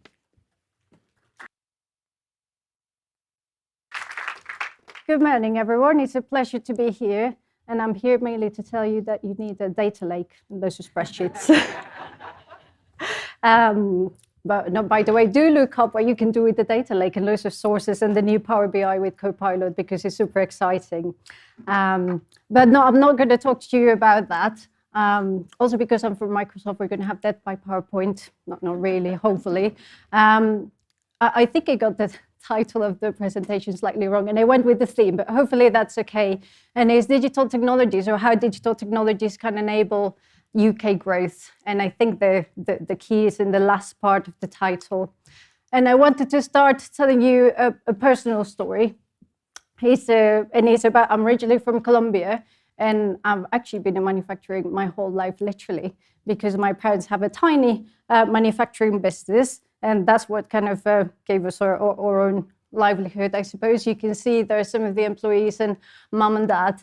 And it was a really interesting experience for me now, looking back at it, because it gave me the chance to see the impact that manufacturing can have in real society and real people. And most of the people you see there, including actually mum and dad, they didn't have the opportunity to have a lot of education, if anything, maybe just school. And they started this business, and over the following, say, 20 years or so, I saw how some of these people who lived in rented accommodation had the chance to buy their own houses and buy other property and rent it out to other people. And now their own children are going to university and doing loads of things. And I think it's been really inspiring to see that firsthand. And that's really what impact for me means in manufacturing, and what growth means. So I wanted to unpick the title a little bit and go through each of these three elements in order. And the first one is digital technologies. And I think particularly since November, we've had the chance to experiment the power of technology firsthand, and to really see what things like AI can do and the real power behind that. And I think behind that, there's obviously the need for computing to progress and really cope with the new capability of AI. And behind that, obviously, that's enabled by the cloud. And I loved Paul's word, we need to become cloudier. Of course, I'm going to steal that. But also the speed at which this technology is now being put at the fingertips of people has been staggering. And I've seen it. It's been a very exciting time to be at Microsoft. I've been there for a year and 1 day after I left MTC. So I went from a very exciting place to another very exciting place to see the pace of technology. And I think there's been a lot of studies saying how much value can be unlocked by these technologies, particularly in supply chain and manufacturing. I think we're only the second sector in terms of the potential for value out of these technologies, and the potential value is huge. So I think there's no doubt that digital technologies are going to bring value and growth. The key 2 points for me are, one, how quickly can we adopt technology, because it's going to start being a differentiator in the market, that speed, but also what do we use it for? and it has been really refreshing today already. It's on the 11 o'clock, and I have heard words like prosperity, community, net zero. So I think we're really in a trend now and in a shift in manufacturing. So in terms of how digital technologies can be used for growth and for impact, there are really three ways. I mean, this is a very simplistic view of the world, but there are three ways that we see with the manufacturing community. In fact, of course, before that, in terms of growth, that was the next part of the title, actually. How do we enable growth? And I think we need to ask, or I ask myself, I think growth is really a means to an end. Of course, growth is important, but what do we really want out of that? And there are figures looking at how customers are really driving impact in terms of community and environment. And I think probably companies in the consumer goods world have seen that first because they're more directly linked to consumers, but it will come to industrial manufacturing. Executives are already seeing how environmental, social, and governance topics and programs are driving long-term growth. And in fact, there are a lot of stats showing how short-term value is also been driven. Employees, so all of us and the people that work in manufacturing are also driving for this. And one of the areas where manufacturers see that most value is going to be unlocked is by doing programs that help them attract and retain talent. And also regulation is there. It's something that we need to do, and I suggest that we need to do proactively rather than reactively to regulation to be at the forefront of this revolution.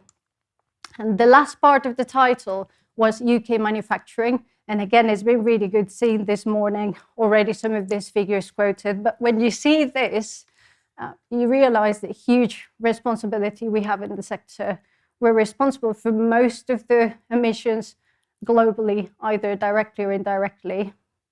We have on our wings, I was corrected this morning by Dave Atkinson, not just 5 million, but indirectly 7 million people that have jobs that are either created directly by manufacturing in the supply chain or the infrastructure to enable it.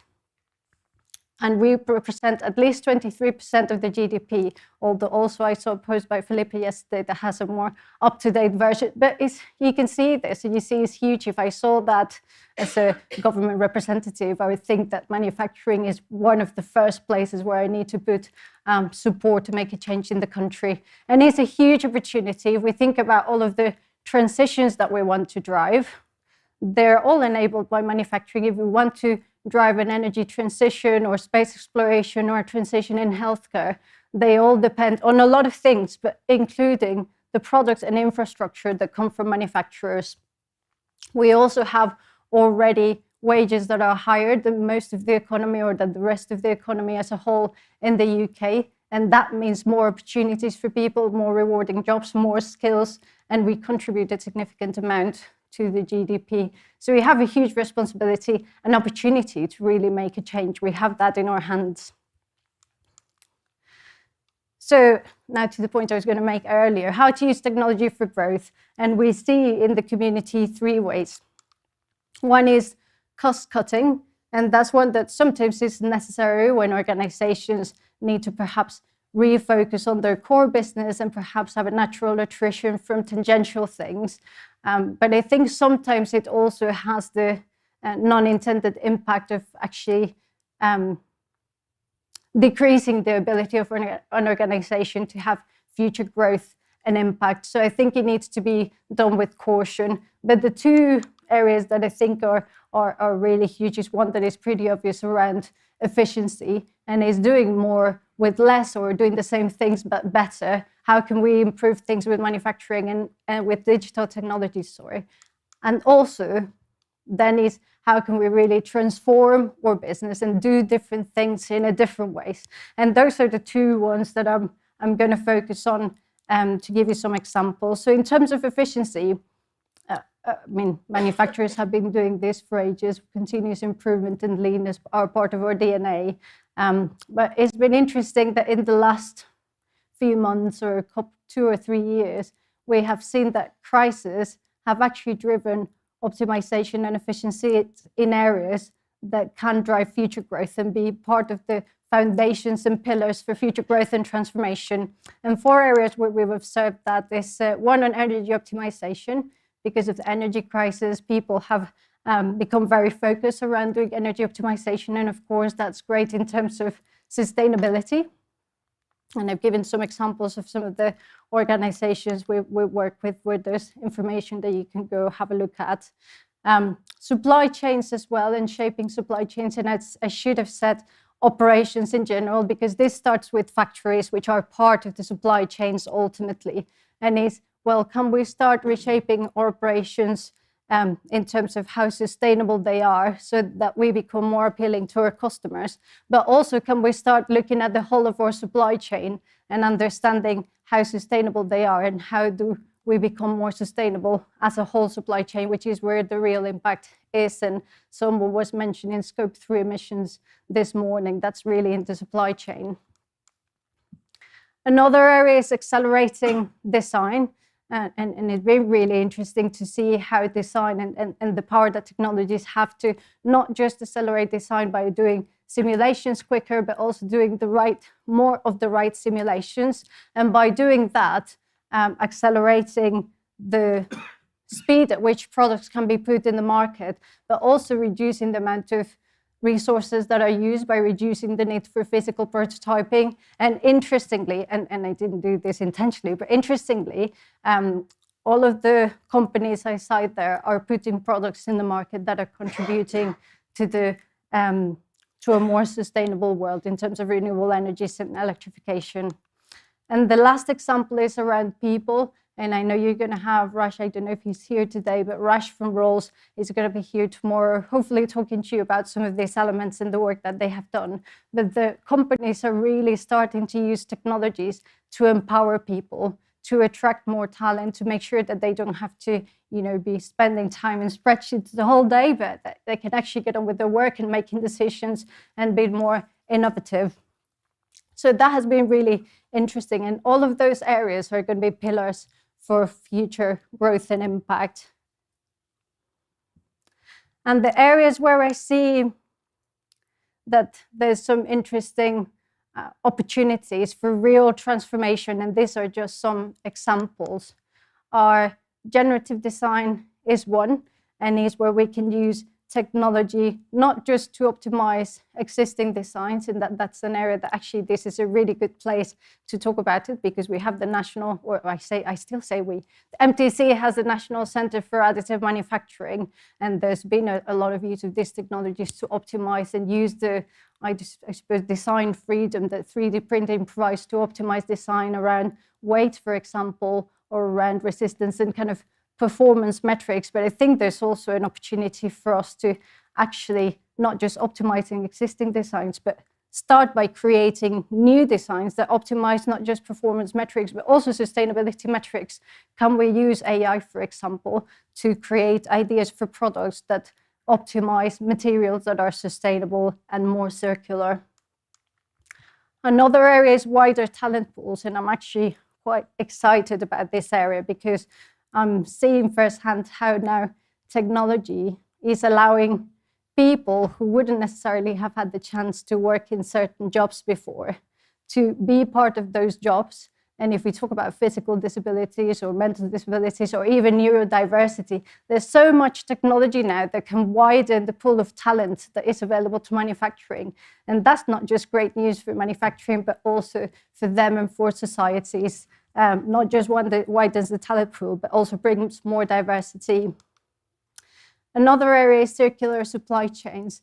And by its very nature, I think there are two ways of doing circular supply chains. Some companies can have, I suppose, own more of the supply chain and then create circularity within their own organization. But if we really want to democratize it and generate circular networks, that all depends on being able to shift data around the product, the processes that we use, material provenance, and all that sort of stuff. So it's very important, a very important area. And the last one that's really interesting is ecosystems of change. When you think about some of the biggest impacts that can be had, they sit between the boundaries of organizations, but also the boundaries between sectors. So if you look at manufacturing, for example, the mobility sector, smart cities, energies, that ecosystem can create a huge amount of change, but we need to be able to exchange data between organizations and collaborate more effectively. So those are some of the areas that I see there's a lot of exciting things we can do in the future.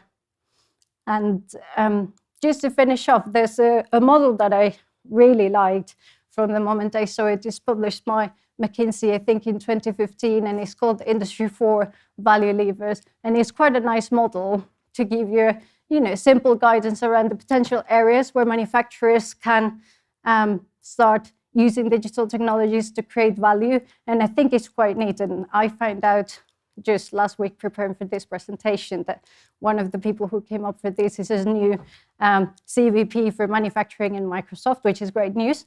But actually it would be great if we could have something similar, but with a new perspective on value and looking at what are the areas where we can use digital technologies that are going to drive the real impact we want to see in manufacturing. And I'm not claiming there's any similarities between these two by any chance. I'm sure there'll be far cleverer and more people who can come up with the right model. But it would be nice if we can talk about what are the key areas, whether it is materials and circularity, whether it is reducing the emissions generated by manufacturing a product or putting a product in the market, or anything around talent and skills. It would be nice if we had a model like this to drive not just impact in terms of the society and the environment, but actually ultimately it's not just about that. Of course it is about that, but ultimately it's about things that traditionally drive business,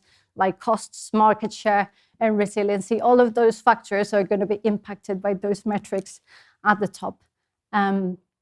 So I just want to finish just touching on the 2 points that I made earlier around, I think achieving this is going to depend on the speed at which we use technology and our ability to use technology and adopt technology, but also what we use it for, which is why I made the last point. And I think hopefully if we do that, and I think we're already doing it, and I've been listening today, hopefully I'll continue to listen to it over the next couple of days. If we do that, hopefully we'll all have the chance to see the type of change that I saw back home in Colombia, over a generational change. And one of the things that I'd like to finish my panel on today is asking our panelists, what do they see can happen in the next 20 years or so manufacturing? Because I think if we think about the size of the opportunity, it's really inspiring and motivating.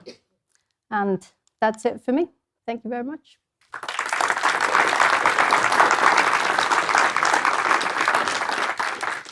And with that, I'm going to grab can't just drink directly from this, but I'd like to invite our panelists to the front while I have a drink. So we have Alison. You're going to have to put up with me from Microsoft, Alison. I'm sorry. We're dear partners, aren't we? Wherever you'd like to see it. We have Egbert, Dave. Yeah, we can have Dave, please. And Egbert, thank you.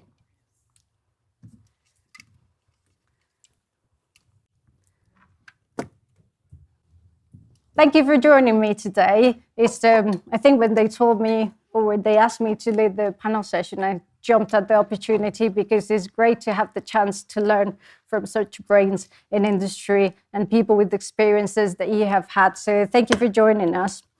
And I wanted to start, if you could please maybe give us an introduction from yourself, telling us a little bit about your background and why you're here today. Alison, if you wouldn't mind starting, please. I'm here because I'm a massive Microsoft fan. Just to be clear, EY have a global alliance with Microsoft, and I work with Microsoft every day. And I know Chris, so don't tell him I said that. I lead the manufacturing practice in EY Consulting. I've worked in digital for 30 years. And I'm here because I think data is the answer to many questions that we have. Thank you. We had a chat during the break. So I'm a member of Omron's senior leadership team. I've recently joined Omron, and prior to that I was the MD of a robotic integration business. It was an SME based in the northwest of England. And over my career I've started to learn how much I absolutely love manufacturing, and used every opportunity I can to try and pay it forward for that next generation. You know, for me, society and manufacturing are fundamentally interlinked. And I sit on the Made Smarter Commission and work very closely with Make UK and a number of other advisory boards to kind of use the knowledge and insight and experience I've got from an SME perspective, but also now in a much broader kind of role, kind of working, you know, within a global organisation to really try and build a better society and create, you know, that future that we all want to see. Thank you, Philip. Egbert Jan Sol, I'm from the Netherlands. Mechanical engineer from back training. Did PhD in robotics 44 years ago, roughly. And I'll retire next month. But I used to be responsible for TNO, high-tech systems and materials, an institute like MTC here. But 5 years ago, I took the responsibility to run the Dutch Smart Industry program, which is the Dutch Industry 4.0 perspective. And I'll share some of the lessons we learned there with you in a minute. Excellent. Thank you, Egbert. And Dave. Thanks, Lena. Dave Atkinson. I have the privilege to lead our support to SME and corporate manufacturers across the UK, a role that I've had in the organisation of 10 of my 35 years with Lloyds. Whilst I'm hugely passionate about manufacturing and SMEs in particular, I remember going to work with my dad when I was on work experience many years ago now. And when you get sent to the stores for boxes of sparks and tins of elbow grease and left-handed screwdrivers, you realise you're too stupid to be an engineer. So this is the closest that I could sort of stay involved with the sector, but hugely passionate about what we can do and what industry can sort of take from what we can offer to help them become more successful. And as we said earlier, we're a purpose-led organisation around helping Britain prosper, and no sector, in my opinion, offers more to the UK economy to help us do that. Yeah, no, that's great. And thank you for joining us. So diverse, really diverse points of view, which is great to have. And I would like to start with Egbert, if that's okay, because Egbert has been running with this topic in Sweden for quite a long in the Netherlands, apologies, in the Netherlands for quite a long time. And you know, you have Smart Industry, and that initiative became official, I think 8 years ago, you mentioned this morning. And I think it's 8 years in this area is already kind of long term. And I'm really interested on hearing the lessons that you think you have learned from seeing this initiative and the precursors conversations for a very period of time. First of all, it's not about the big companies. They do 20% of the added value in the country. It's about 80% is really in the SME in the value chain. And the big companies are large enough, make profit enough. 80% of the profit is at the big companies and only 20% in the small companies. But the big companies have the right people to do it, can purchase all the software.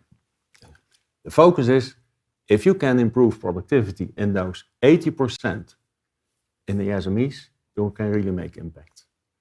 Now the problem is, the big companies are ordering their stuff online through email systems and more and more automated ERP systems. And you yourself as an SME have to order things at a second tier supplier or even further on. So at this moment, what they'll see is that they have to do much more on digital. But the only way you can do that, if those customers want to notice not only the order, but the progress of the order, you have to automate as well or digitalize as well. So everything in manufacturing will be digitalized.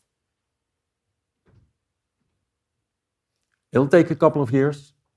When we had the mobile phone in 2007, we predicted it already as well. But now everyone on a railway station, metro station in the country, everybody is looking on an iPhone.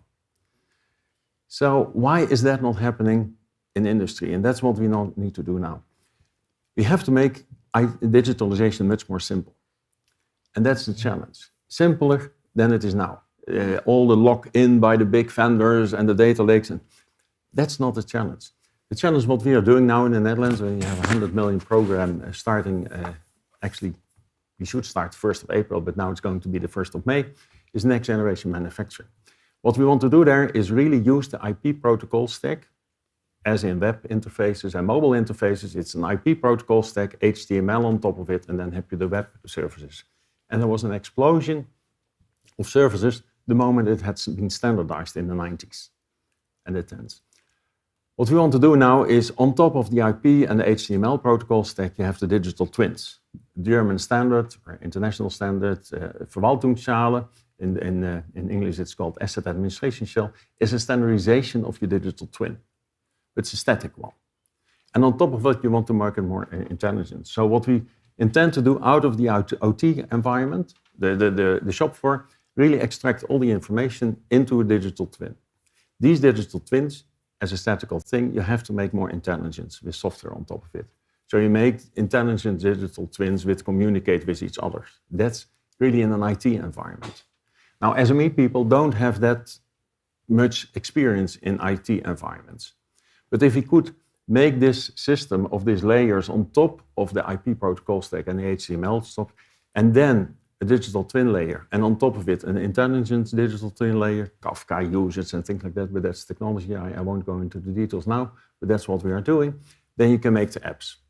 So the whole challenge now is standardize these environments for manufacturing, those protocol stacks that you can provide apps on it. Those apps should be pretty simple. And then you have to train people, and that's the next thing we are facing. I mean, we have now 100 million for setting up these next generation protocol stacks, actually based on what is happening in Germany. But in Germany, they're currently standardizing it. We are trying to apply it already. But the other challenge is really people.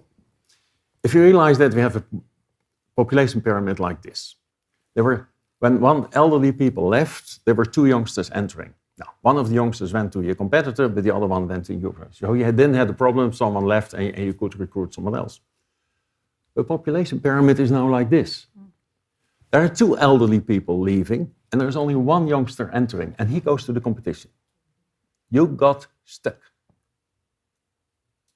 The only thing you have is the existing employees. They are pretty valuable.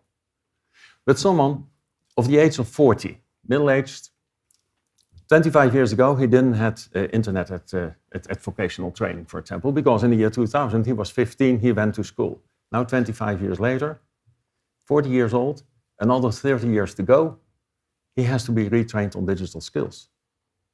So how are we doing that part? Lifelong learning has never been that successful because you cannot send those people back to classes. If they were really good at class, they went to university, and I always say, I have a surprise for you. Everything's on the internet, it's your problem. But vocational trained people, we really have to help in getting acquainted and understanding what these digital tools mean.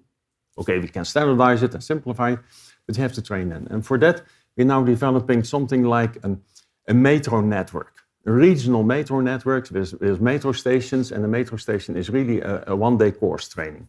Close by, not on the other side of the country. And we have a metro line on 3D printing, on robot welding, on preventive maintenance.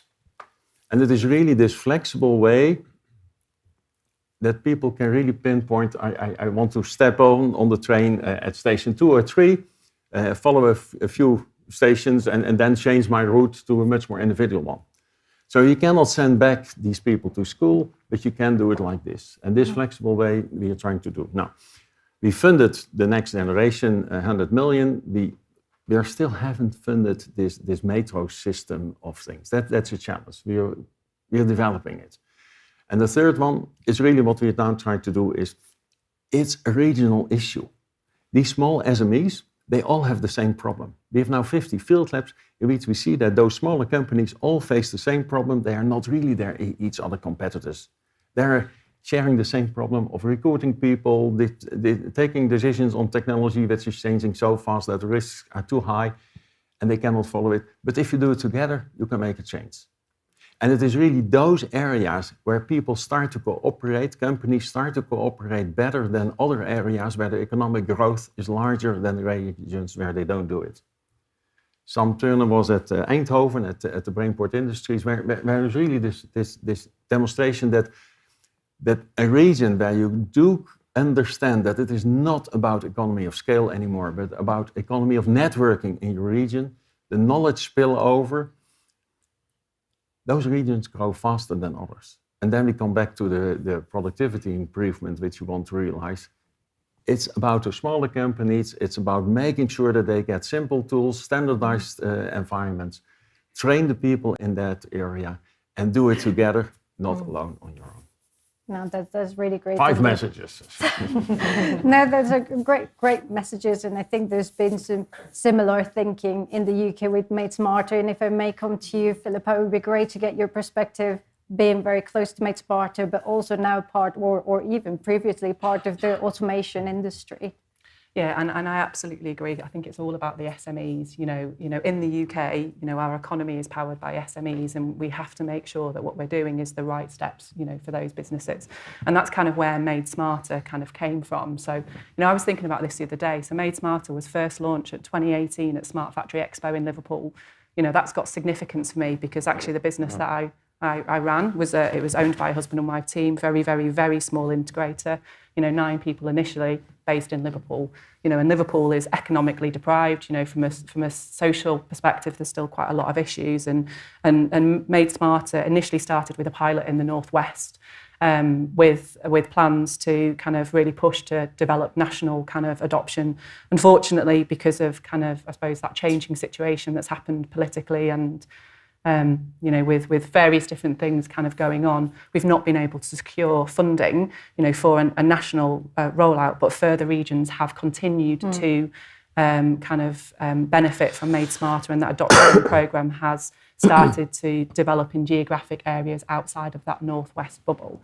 What I would say about it, and seeing it from an SME perspective as someone who was leading a business and didn't necessarily know what we needed to do, what for me has been the fundamental difference is being able to access people who are just normal, and I mean that in the nicest possible way, but you can have an open and direct conversation and say, these are the challenges we've got within the business. And actually maybe the challenges might be, we haven't got enough people, we don't even know where to find those people, we haven't got enough time, we haven't got the right infrastructure from a cash perspective to look at digital technologies.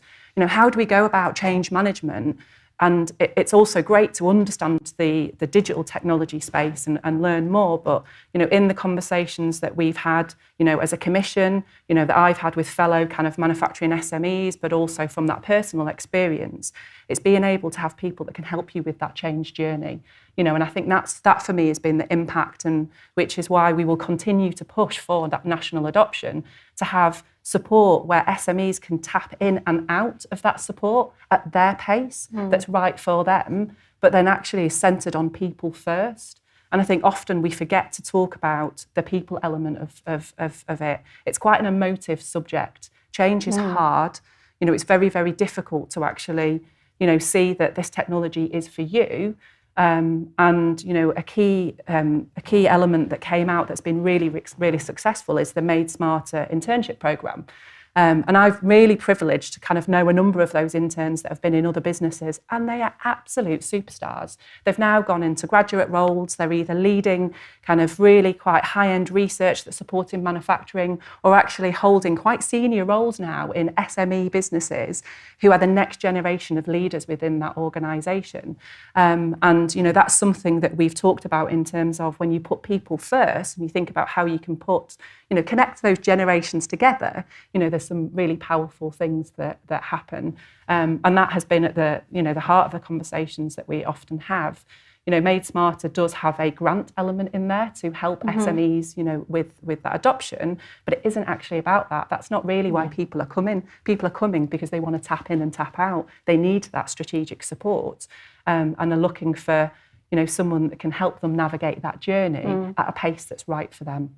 It's been really interesting that Egbert said the same in the break, because we were talking about funding and he was saying, well, actually, it's not that much about funding. And I want to stay with the topic of people, and I'll come back to you on that, Alison. But Dave, just on Philippa's point around support and how complex sometimes is to navigate that landscape. I know that we were talking just before this around that and the role that Lloyds are having in this, but not just Lloyds, but the whole financial sector. Can you tell us a bit more about this? Yeah, you're right. I mean, I too also have the privilege to be a part of supporting the Made Smarter programme with Philippa and Brian Holiday, who co-chairs from Siemens with government. And I think sometimes the landscape that the SMEs face, they're hugely innovative, they're really, really creative, they lack time and they lack resource. And there is so much help out there, whether it be through government, whether it be through institutions like the High Value Manufacturing Catapult and the MTC that we're sat in today, or other organisations, whether it be through the LEPs, through the combined authorities, through other institutions. The trouble is the SMEs just don't have the time to go and find it. And when we talk to lots of providers, and we see ourselves as a connector across industry, we're really, really privileged to have so much exposure and to work with so many amazing small businesses. We see a part of our responsibility to connect them to those opportunities for help, whether that be to encourage collaboration across the supply chains from other SMEs through some of our bigger manufacturers that entirely rely on SMEs for their innovation and their next product development and product improvements and reduction in weight, reduction in emissions, setting up factories close to where they are to reduce scope 3, transportation emissions and all those sorts of things. The trouble is the SMEs just don't know where to look sometimes. And so we see ourselves as a connector, and sometimes there's so much help out there, they end up never using that help and support. And then we have those providers of the help and support coming to us saying, how come the SMEs aren't coming to talk to us when we've got all this money, help, resource, expertise available and all these events that could really help them? And they just don't know what, they just don't have the time. They are innovation rich and time poor. And as I say, we see ourselves as a responsible connector. And I know other colleagues in other financial institutions, which is why we are collaborating as an institute of finance providers in the private sector with Made Smarter to try and understand what more can be done. Because we know that when SMEs invest in technology, we know when they invest in their people, whether it be skills in the workforce that we've talked about quite extensively this morning, or the leadership skills in order to take that business on a growth journey. And then they get the right help and support through the supply chain, that collaboration. We know that drives productivity. And when we've got a productive business, we know that they can produce more, they can grow faster, they can start to tackle opportunities in global markets and create new opportunities, whether that be through a greener operation or innovative new technologies or new supply chains they can enter into. And that just creates a really healthy economy, which is exactly what we need in the UK. And we know the manufacturers are at the heart of that, and we know we've got a responsibility to help support them, go on that journey. Yeah, and it's a really powerful point, the fact that we actually probably have more support and mechanisms that we realise is just how can we lean on organisations like yours and this one to make it happen. But I wanted to take a step back and go back to the topic of people, and I did a bit of LinkedIn stalking, I hope you don't mind, but I realised that you're very passionate about people and diversity, Alison, and I'd like to get your view also from a consultancy perspective and seeing a lot of organisations. How do you see that topic is happening at the moment in manufacturing, and where do you think those opportunities are? I don't know that it is happening particularly well or often enough. We all I think we all agree violently that skill and talent and people are the mainstay of most businesses, whatever you do. There's specific challenges about ageing, population and capability. I did think it was an interesting point that you made about the fact that we all use iPhones. Everybody's on their phone, and yet everybody that works in organisations use their phones. As soon as you put that in a professional context or a operational context, we lose all understanding of what it means. And I've been wondering why that happens, why we flip. This is personal life and that's professional life. And I can only assume it's because it's much harder to do it in an operation environment. When you see some of the dashboards and some of the capabilities that we're expected to understand, I don't know whether anybody has ever tried to put their expenses in, but it's not an easy process and we make it difficult.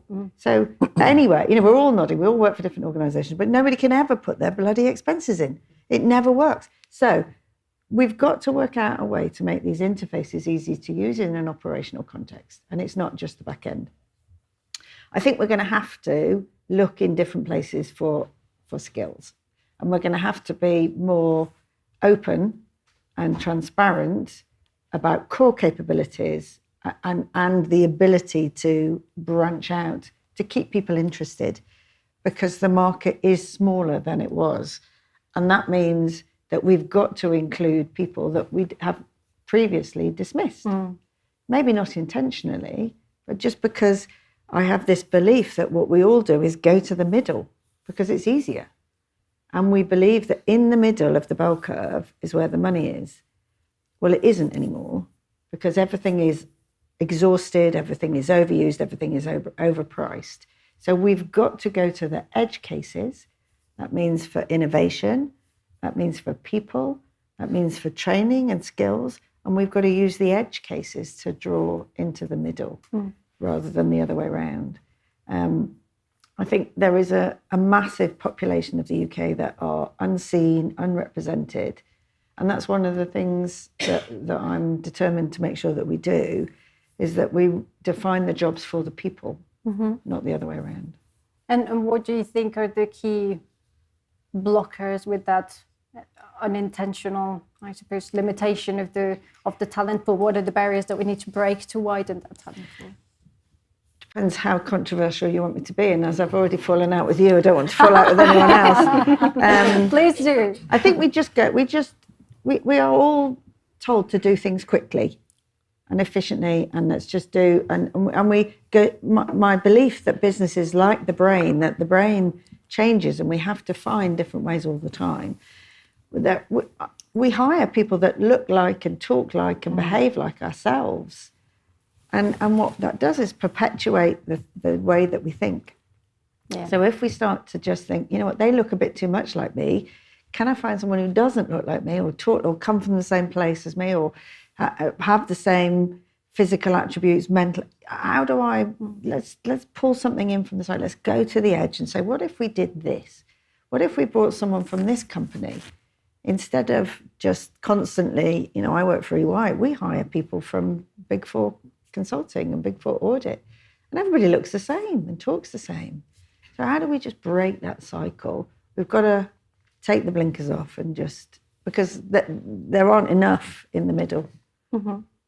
No, so it's a really good point. And I like the fact around being intentional around this and not just leaving it to the ecosystem, but actually each one of us has the opportunity of being intentional around widening that talent pool and going to places that perhaps we didn't go before. And I'm not going to point any fingers at the moment, but would any of you three would like to comment on this from a technology point of view or a different sectorial point of view and the topic of diversity? Yeah, if I may, Lena, and I don't think we necessarily need to look to some of our SMEs to actually recruit and take on more people, because we know that Britain comes with it with cost, with responsibility, with time, and they are, and as I said before, they are time poor.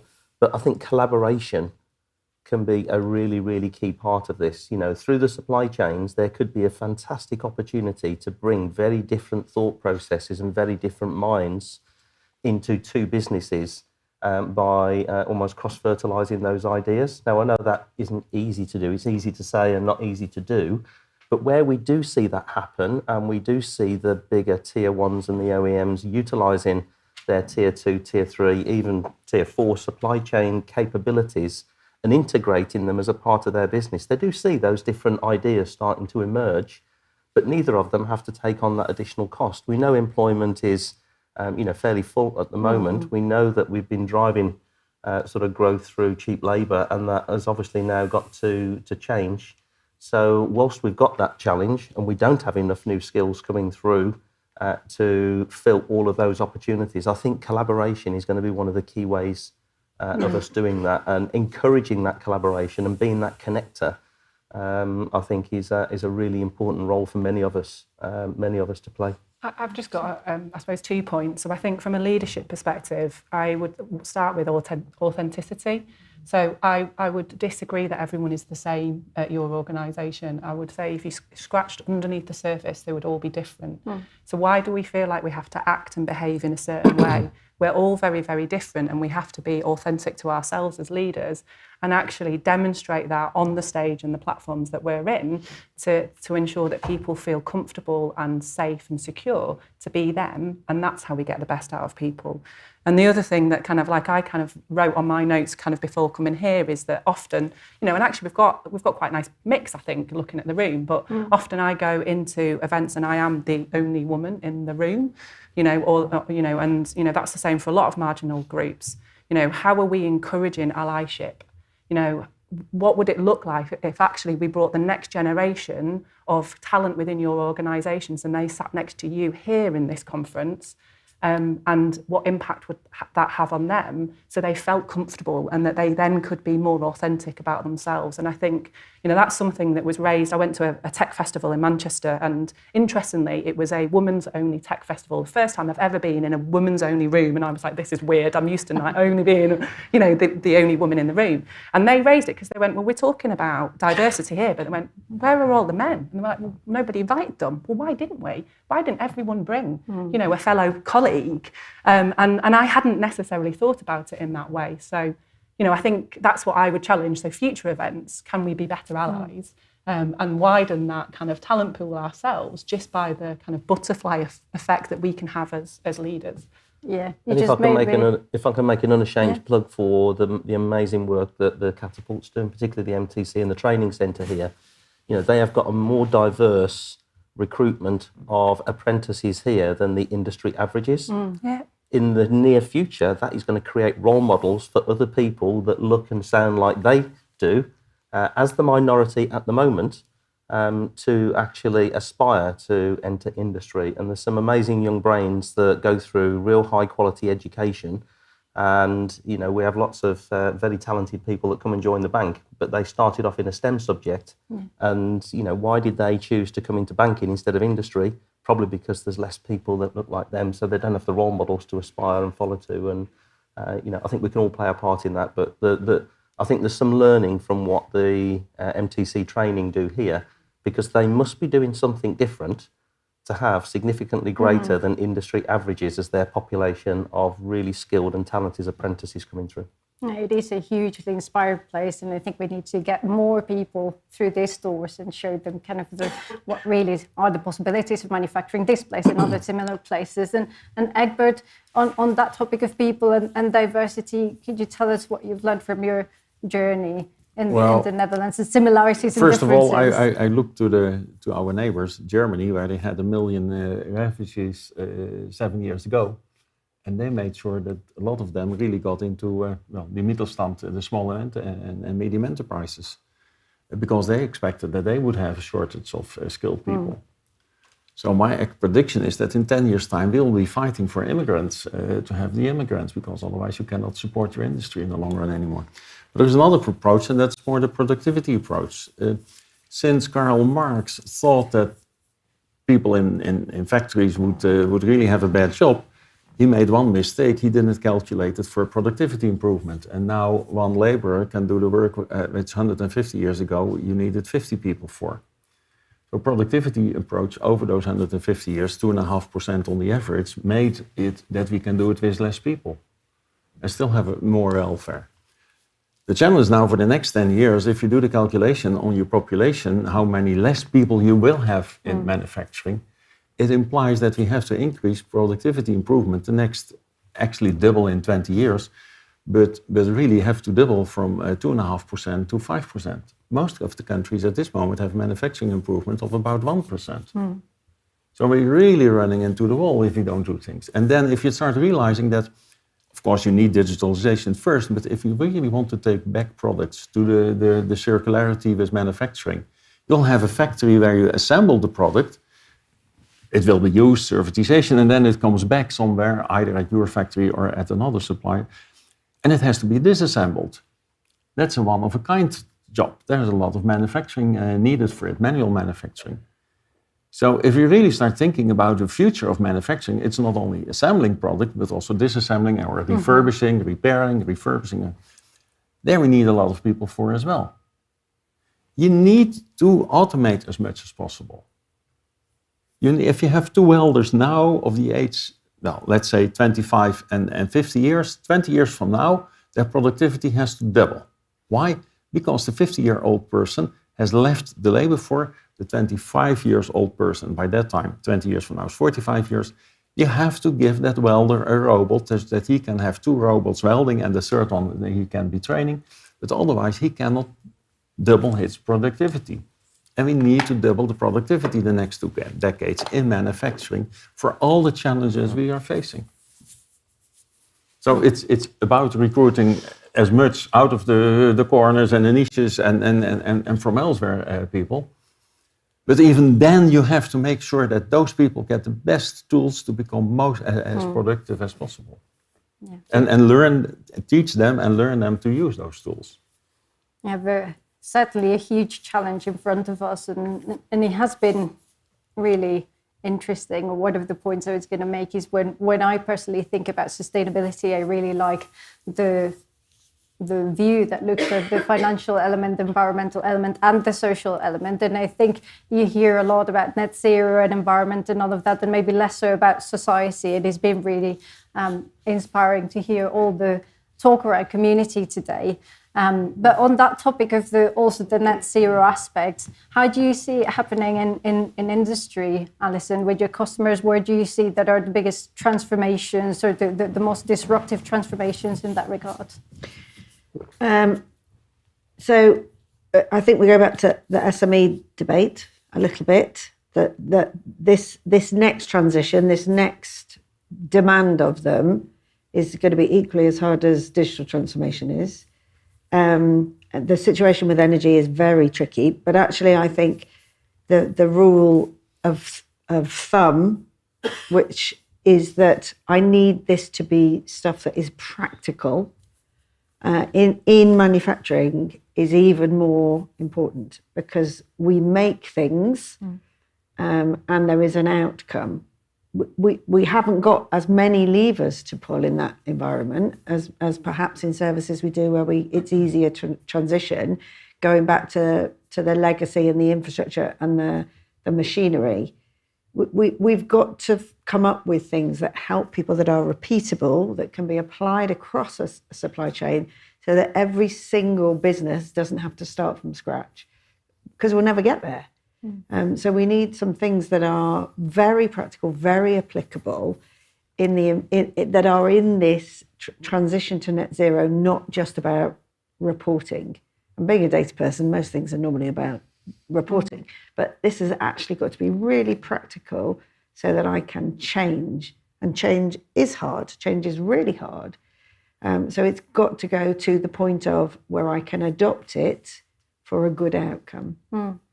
But I was talking to someone in the break about the ecosystems, which again, another rubbish word that's overused, but can we share stuff a bit more without losing IP, without losing our differential? How can we just become a bit more fluid? And how can we build things? And if anybody's read the book that's called Vaxxers, about how the COVID vaccination, the Oxford COVID vaccination, it was because I had absolutely nothing to do with it, they had created a platform from which we could then build. So it wasn't going back to the start and starting again.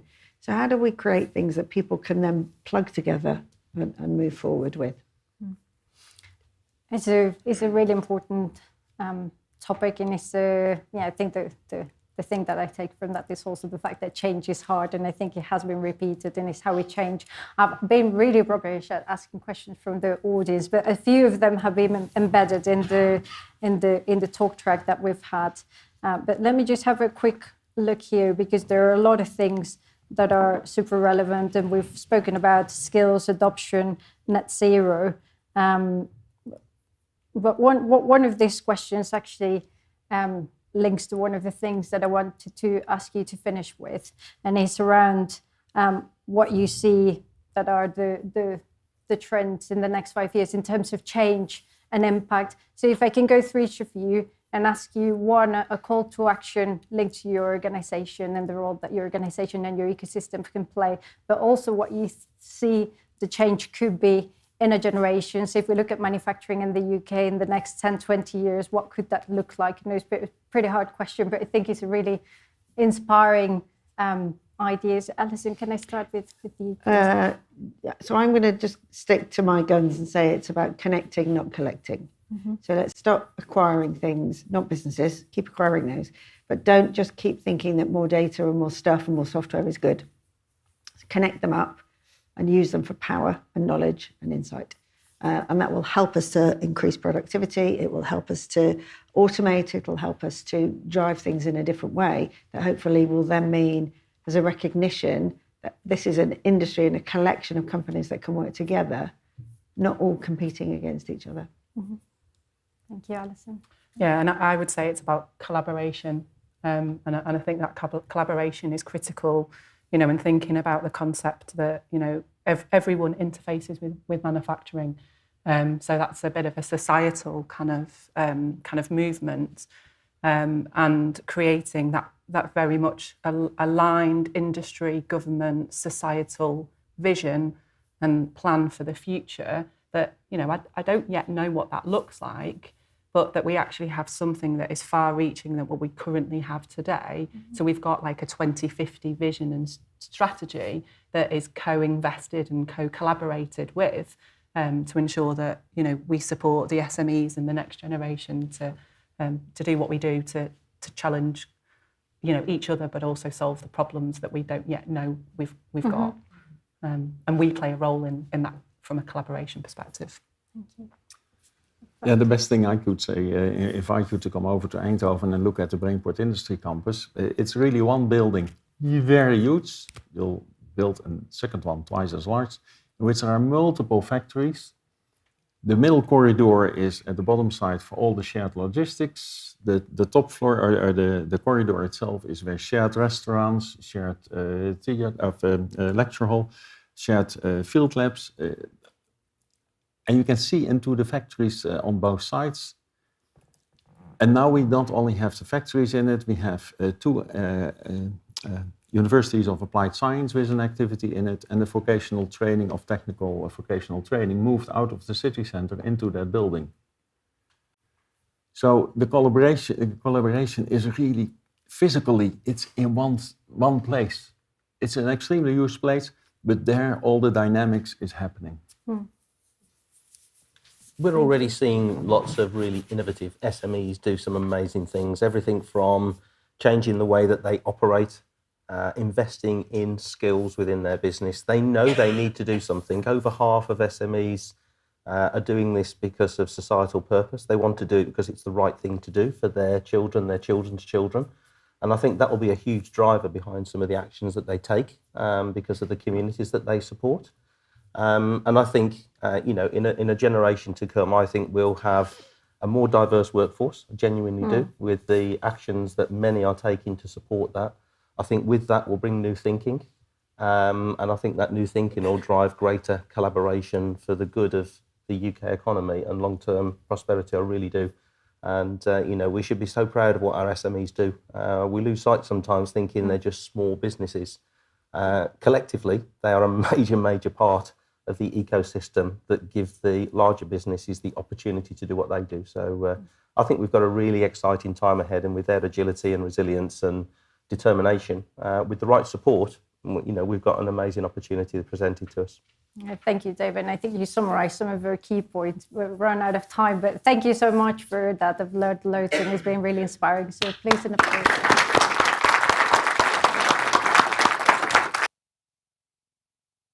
Well, many thanks to the panel and to Lena and to the questions. And as Lena said, a lot of the questions that were sent through had sort of naturally, by osmosis, been answered. So we are reading them and we are reacting to them. So thank you to the virtual audience and also to the audience here. And of course, a very big thank you to all the panellists. Some really interesting points raised. And we'll be hearing more from some of the panellists this afternoon. That actually brings us to our lunch break.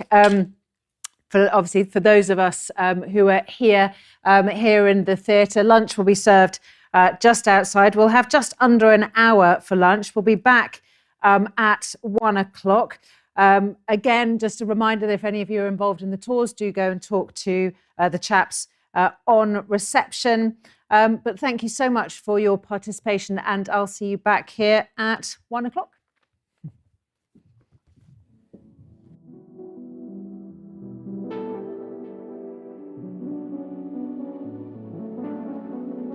Breathing underwater isn't hard, I try deep inside to find you. Breathing for the life I once tried to find, once tried to find.